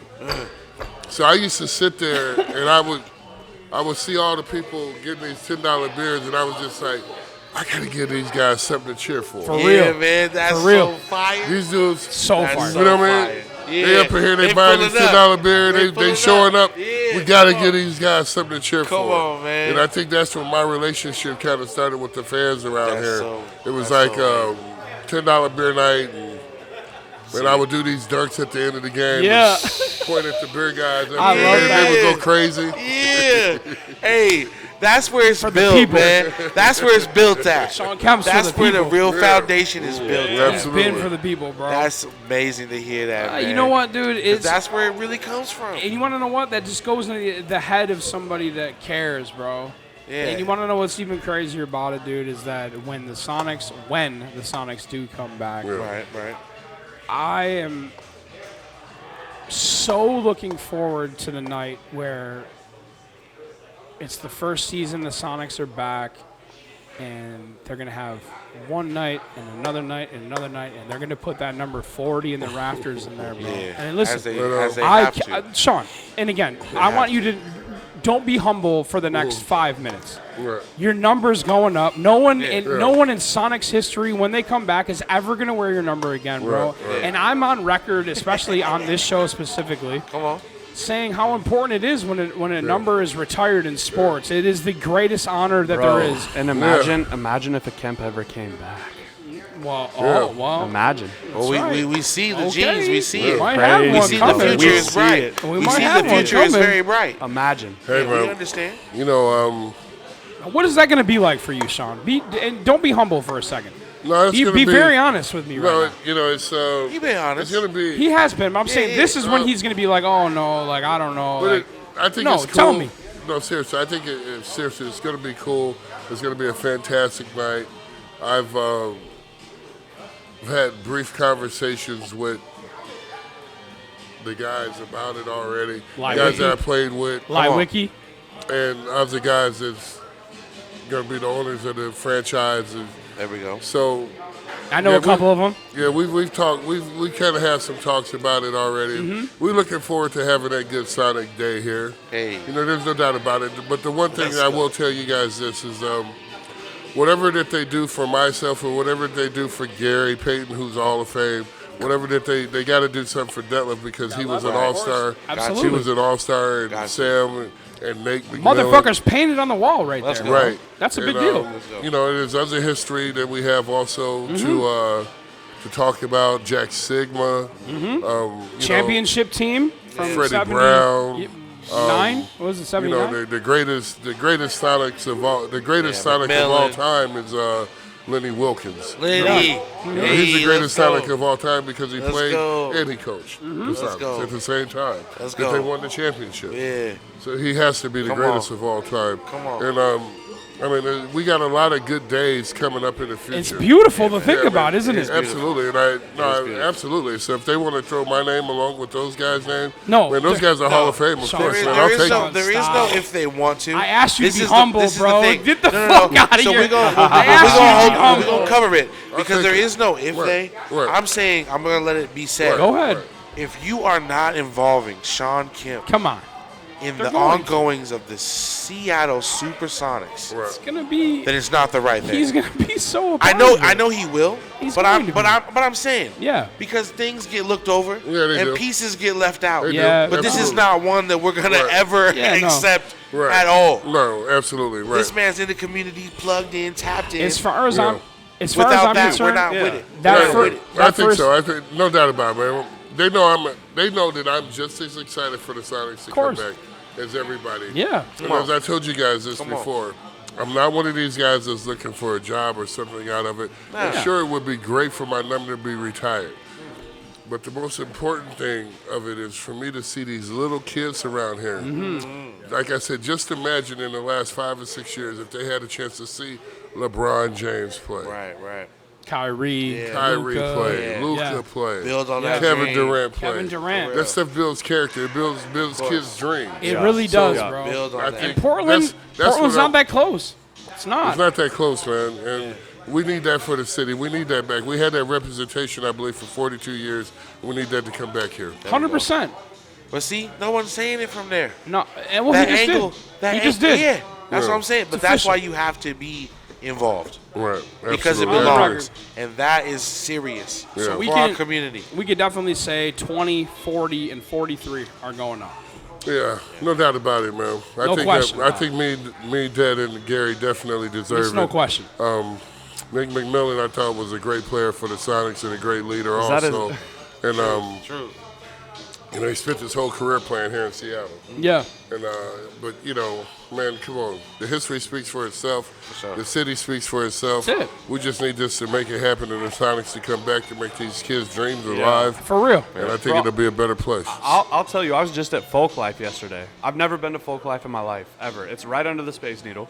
It's actually pretty cool. It's a big cultural gathering. Yeah. So they said their number one. Two people came up to our tent where I was working, and they just brought up randomly on their own, like the Sonics got to come back. Got to come back. It was a storm game. People were walking by. And they just came by. They were just talking. They're like, bro, it's got to happen. Yeah, these are like older people. These aren't kids. But, I mean, still, it's like everybody cares, bro. Everybody. It's going to. I've never seen it as an adult. I'd love to see it as an adult. I've never been to an NBA game ever. I've never, ever been. I hate to say it, but you're going to be mad at me when the day comes, but I'm a Blazers guy, bro. I told you. But they need the Sonics to come back because that rivalry was great. That rival was great, man. Let's go. Absolutely. Yeah, bro. Yeah. It was a great rival. Blazers the Blazers was a great franchise team. The Sonics was a great franchise team. Yeah. And when we used to play each other, man, it was just like, it was cutthroat. It was the best. I love that. Need that. It was the best. We need that so bad. So let's talk about Don's trip. Yeah, you want to know what, Sean? So we're going to have you along for the ride of the Stitchgod Sundays. Before we let you go here, we're going to ask Don. Don just went and saw the Mariners play in New York City. And as you know, New York City is no fucking place for an opposing anything. I could tell you from my own personal experience. And you want to know what? Our guy Don not only was there, but was heard and was seen. I got so many videos sent to me of the shit he was wearing. So go ahead, Don. Tell us about your trip, bro. Yeah, tell me what happened. We'll tap in a little bit. You know, tell me about just to get it popping. It was great to see the homies abroad, you know, and bring the love and show the support for the ball players that we love. Julio, all the homies, Ty France, shout out everybody. Captain you Crawford. Know what I'm saying? Yeah, Captain Crawford. Who came back. Whole squad. Who came back while you were there. And really were paying attention to who was in the house. And that's what really shook me. Like they looked over, they saw who was standing there, they wanted to see you. Cool. And it was dope, you know what I'm saying? It was dope to really just show up for our team, for our boys. Yeah. And that was love, you know what I'm saying? A couple stories. Julio did throw me a ball. Yeah. Went up and snagged that, you know what I'm saying? Broke this cup holder at the spot, but still got it, you know what I'm saying? And Sean, I walked in today. Sean, I walked in today. No, hold on. You can't let that just go by. I'm not going to. You got to reverse that. He broke the cup. Big bodies, bro. He broke the cup holder. Don, stand your ass up. Watch what he did. Watch what he did. Get those headphones. Look at that shit. Oh, damn. He fucked himself up, Sean. Oh, no. Hey, that's for the team. Definitely bruised. Bruised some shit. Don's but playing. You know what I'm saying? Snagged that. And Julio seen it though. Julio seen it. He hit me. He messaged me. He said that was a crazy catch. He said great catch. Yeah. He said. You all right? Yeah. Yeah. I was gonna say. Did he ask some if you were okay? Need this ace rap?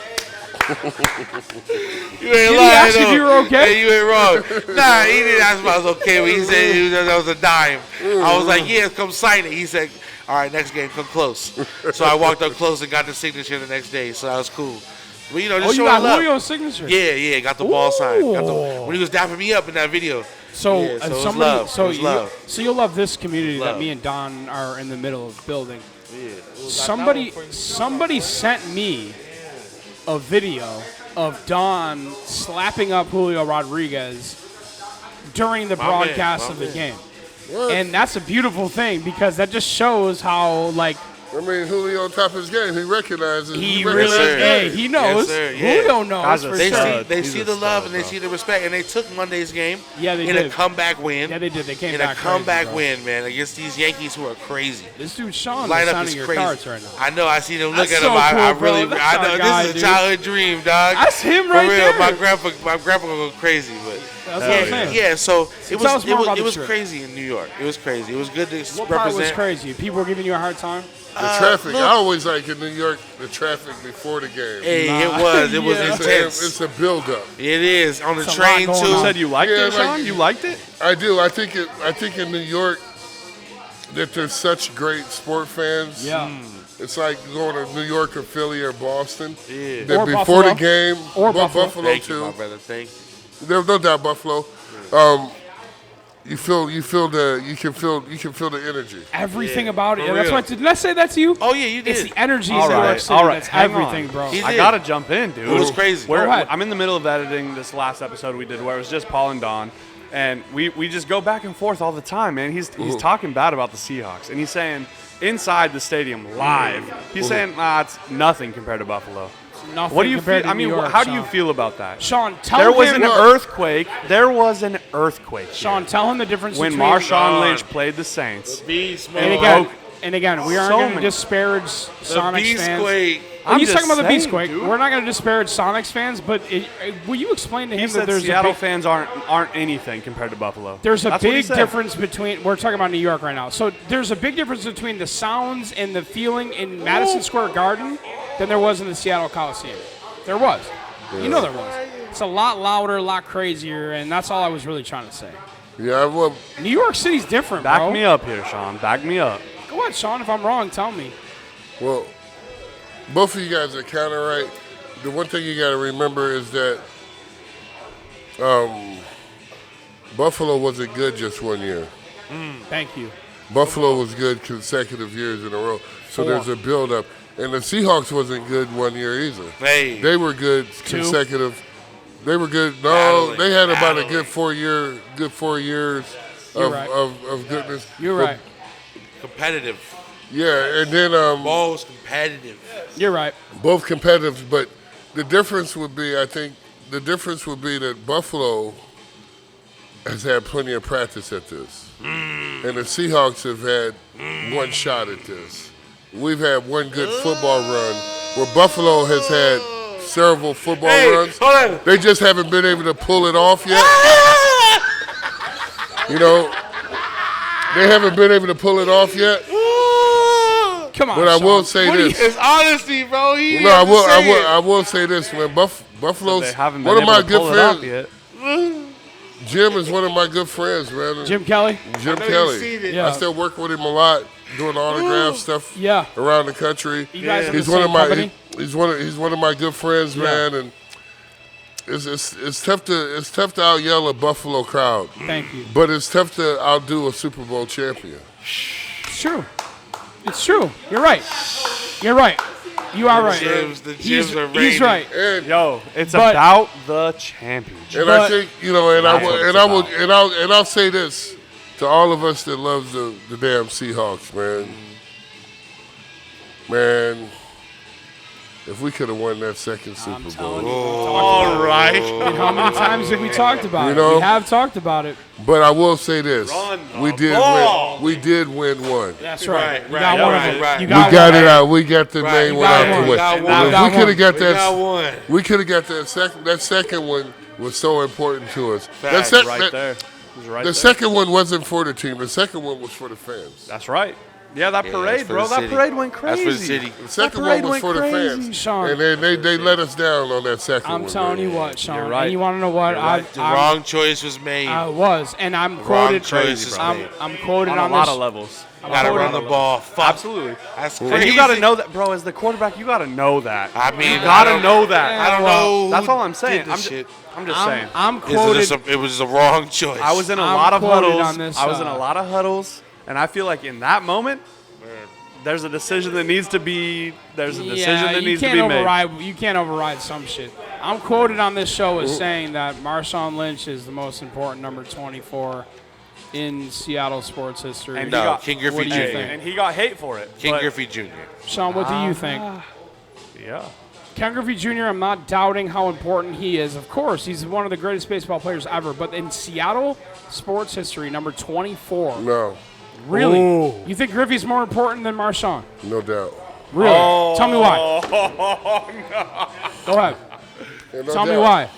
Tell me why. Ain't no doubt, man. Ain't no doubt. Come Rap on. that shit. I'll tell y'all, Rap I'm that shit. Come on. Thank I'll you tell for you. coming. I'll tell you. Write it down. First and Hear it. Let's foremost, hear it. You Let's wanted hear that. it. You wanted that. first and foremost is Ken. Ken is You see my Ken was PTSD? he was born, raised, and developed here in Seattle. Ball is life. on, Yeah, of course. Yeah, and what he did for baseball, man, was Yes. That's not what we're questioning. You No, know, no, yeah, We're not we questioning are. that. His choice is his choice. Marshawn is a great ambassador for the city. Right. And if he was sitting right here, I'd tell him this to his face. He's a great ambassador for the city, and actually for several cities, to be honest with you. And but I will tell you Oakland this, too, yep. man. I will tell you this, man. Absolutely. And we love Marshawn Lynch around here as a football player. Absolutely. But Ken Griffey is loved more. Okay. Yes. There's no doubt about it. Okay. Ken Griffey is in these people's DNA. Yeah, Marshawn factual. is not in their DNA. Okay. And that's He's a good just- way to put it. That's fair. I mean, I can't. Yeah. Not I what I can't meant. say that. Not what I meant. But Hey. it's a good point. I get Yeah. it. You're the man. It's a good point. Ken Griffey's in their DNA. Ken Griffey Jr. is in all of our DNA. He is, man. All I said was the most important person in Seattle sports history to wear number 24. Sean Kemp said Ken Griffey Jr. Okay. Yeah, but you don't think them winning a championship while he was here and then maybe winning 2 in a row is kind of important? He caused an earthquake. I'm going to tell you guys this. Comparatively. I'm going to tell you guys this. They could have won 3 Super Bowls in a row, and he still wouldn't have been as important. Okay, there you go. That's it. Sean Kemp with a seal of approval. Boom. It's our boy. It's only one motherfucker around here Ken that's going to Griffey get Jr. a is a little god. more props than Sean He's Kemp, a god. and that's Ken Griffey. He's a god. I'm not going to And deny that's the that. truth of it. Ken Griffey Jr. is a god. Without a doubt. That's the bottom line. Don, do you have any more you want to say about No. New York City? Are you sure? You got a couple balls? No, you got your answer. You fuck. Look at you. Right. We're good. I'm glad. Hey, bro. that's the Reignman. That's the Reignman. So listen, Stamp of approval. what I'm gonna say here is that what's coming next from Stitchgod Sundays. We got another pretty cool guest coming up here soon. We're about to get this in the swing of things with the Mariners season starting to all of a sudden get really fucking important. But we're gonna get more into music soon. We're gonna get more into charitable things. I do want to one more time say that the giveaway that we just did just raised over $2,000 to Baseball Generations. And Hey, let's go. I want to thank all the Stitchheads that had anything to do with that, or donated, or paid attention, or asked any questions about it, or everybody that supported me to this point. I just want you all to know that I'm going to keep doing everything that I can to bring fucking great athletes to talk real. And listen, we're not sitting here on ESPN talking fucking like this. We're going to talk, we're going to drink, we're going to have a good time, smoke. No doubt. Real life. We are big-time proponents of pot. We are big-time proponents of speaking your mind. We're big-time proponents of therapy and doing things the right way. Yeah. And everything that Sean said here today about how important it is to build people up and to care about the people around you, I think is something that anybody listening to this right now should really pay heavy attention to, because Hell yeah. it's so easy for someone to be physically and mentally gifted in sports to just say, yeah, fuck you guys. Like, I can think of a few people, Anthony Rendon off the top of my head, that just There's really. the bus. No, There's fuck the bus. Anthony Rendon and fuck the Angels too. While we're at it, you're just really gifted at sports, and you just say things like, "Oh, I don't really care about it," and whatever, and you don't play hard, and the fact that Sean Kemp was drafted by the Sonics and then played for 3 other teams and came back here and created his life, raised a family here, and is involved in this community. It's so fucking important. It says a lot about your character, and I really appreciate you as a friend. And I feel comfortable calling you that. You are a good-ass friend of mine, bro, and I appreciate you. We appreciate you coming through. No, man, I appreciate you We guys, really bro. do appreciate your Thank you honesty. for coming, man. No, I mean, hey, just keep doing what you're doing on your podcast, man. I'm trying, bro. Open territory, bring open answers, That's what I'm saying, bro. You know? And we're gonna fucking keep Jumping doing our jibs thing, all bro. night. And we're gonna keep Jumping doing. We're gonna jibs. keep doing things the way that people don't think they should be done. We're gonna be looking Yeah. messy. We're gonna have some shit going on in the background. And I will say this again. Thank you to all the Stitchheads that donated for that last shit that I did. Over $2,000 to Baseball Generations to help kids play baseball. It's fucking That's awesome. unbelievable. Love. It's fucking unbelievable, and I appreciate all of you. And I'm gonna keep doing everything that I can. I know Don. I'm gonna speak for Don. I know Don's gonna keep doing whatever he can. So, to man, make what was your everybody around. charitable? What was your charitable? So here's what. Well, I guess we'll just really quickly Go say. ahead, come on. So what I did was I basically said what I'm going to do is every $10 donation towards Baseball Generations, which is a charity that J.P. Crawford's heavily involved in, What? is an entry into a drawing to win a jersey done by me. And some of the ones that I've done have been pretty expensive. So Said anything but a Yankees. anything but a Yankees jersey I would do. So if you wanted Indiana Pacers or Right. Dallas Stars, whoever you wanted, I would have done. And we raised over $2,000 in right? 5 days, Sean. 5 days, bro. crazy. $2,000. And that Yeah, I means mean- so much to me, man. No, I'd be willing to help you guys out with a jersey or Our something. man. boy. Sean, you Get know involved what? with it. So, come okay, around. how about this? I'm always Thanksgiving about or the Christmas. kids. We'll do Okay. How about we do it for both? One for Thanksgiving, one for Let's Christmas. go. Hey, it's on. Didn't we just talk about that? That's it. There you go. Yeah, give it. Perfect. Yeah. Perfect. Love. Perfect. Then Love also- right here. There That's it is. Crazy, We just talked 'cause about we that. work. Yeah. So okay, so It's Sean, building. It's building. Sean is fully involved in everything we're going to do going Community forward shit. here, and Yeah, that's absolutely, man. our good. guy. And I can't thank you enough for everything you've done for me and obviously for Jill B. And you've been nothing but great to me. And thanks for coming here. And we're just getting started, bro. That's all I want to say because I'm not going to say anything about anything. But we're just keep paying attention. And if you don't, whatever. Fuck you guys. That's facts. Man, we appreciate you, man. We appreciate Don't you. believe me, Jill. Watch, right? Isn't that what bros just said? Well, let's get out of here. So listen, listen, episode 5 in the books. Sean, thank you for coming, man. Thank you for being guys, here, bro. dude. Hey, it was really great drinking. Thank you for signing my cards, my brother. Bro. Yeah. And thank you for re-establishing 24 King Griffey Jr. Most important. Let's go. That was a setup question. That was a setup question. Fuck me, Sean. That was a setup question, man. Hey, man, listen, do me a favor. If you hear my voice, go hug a stranger today. Go to therapy if you've been thinking about it, and fucking go about Bills. 15 minutes? Hey, go Bills, by the way. Word. We're out. Stitchgod Sundays. Let's go! Yeah. So we slam dunked the fuck out of that episode. We here for one beer still. Hey. First player that I wanted to be. Not only was he superhuman, boy, he looked like me. Not the first to make it happen, but the first I'd seen. See, the kid is something special on these fields of dreams. Rocking that hat back, wiggle that bat, then it's boom on the warning track. Leaping off that, got a pool on the drop back. Replay caught that, major moves, check the stock champ.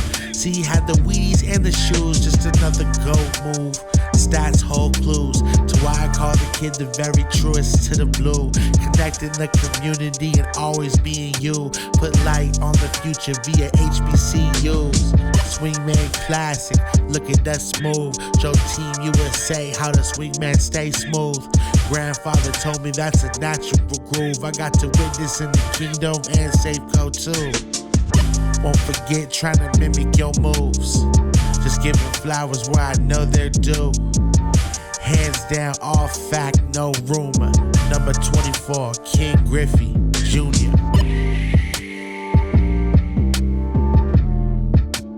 My, oh my. Slider swung on and a high fly ball hit into deep left center field. Back goes Griffey. He's back to the wall. Makes the leap and does he make the catch? He does. My, oh my, another Griffey piece of magic as Ken Griffey Jr. takes her home.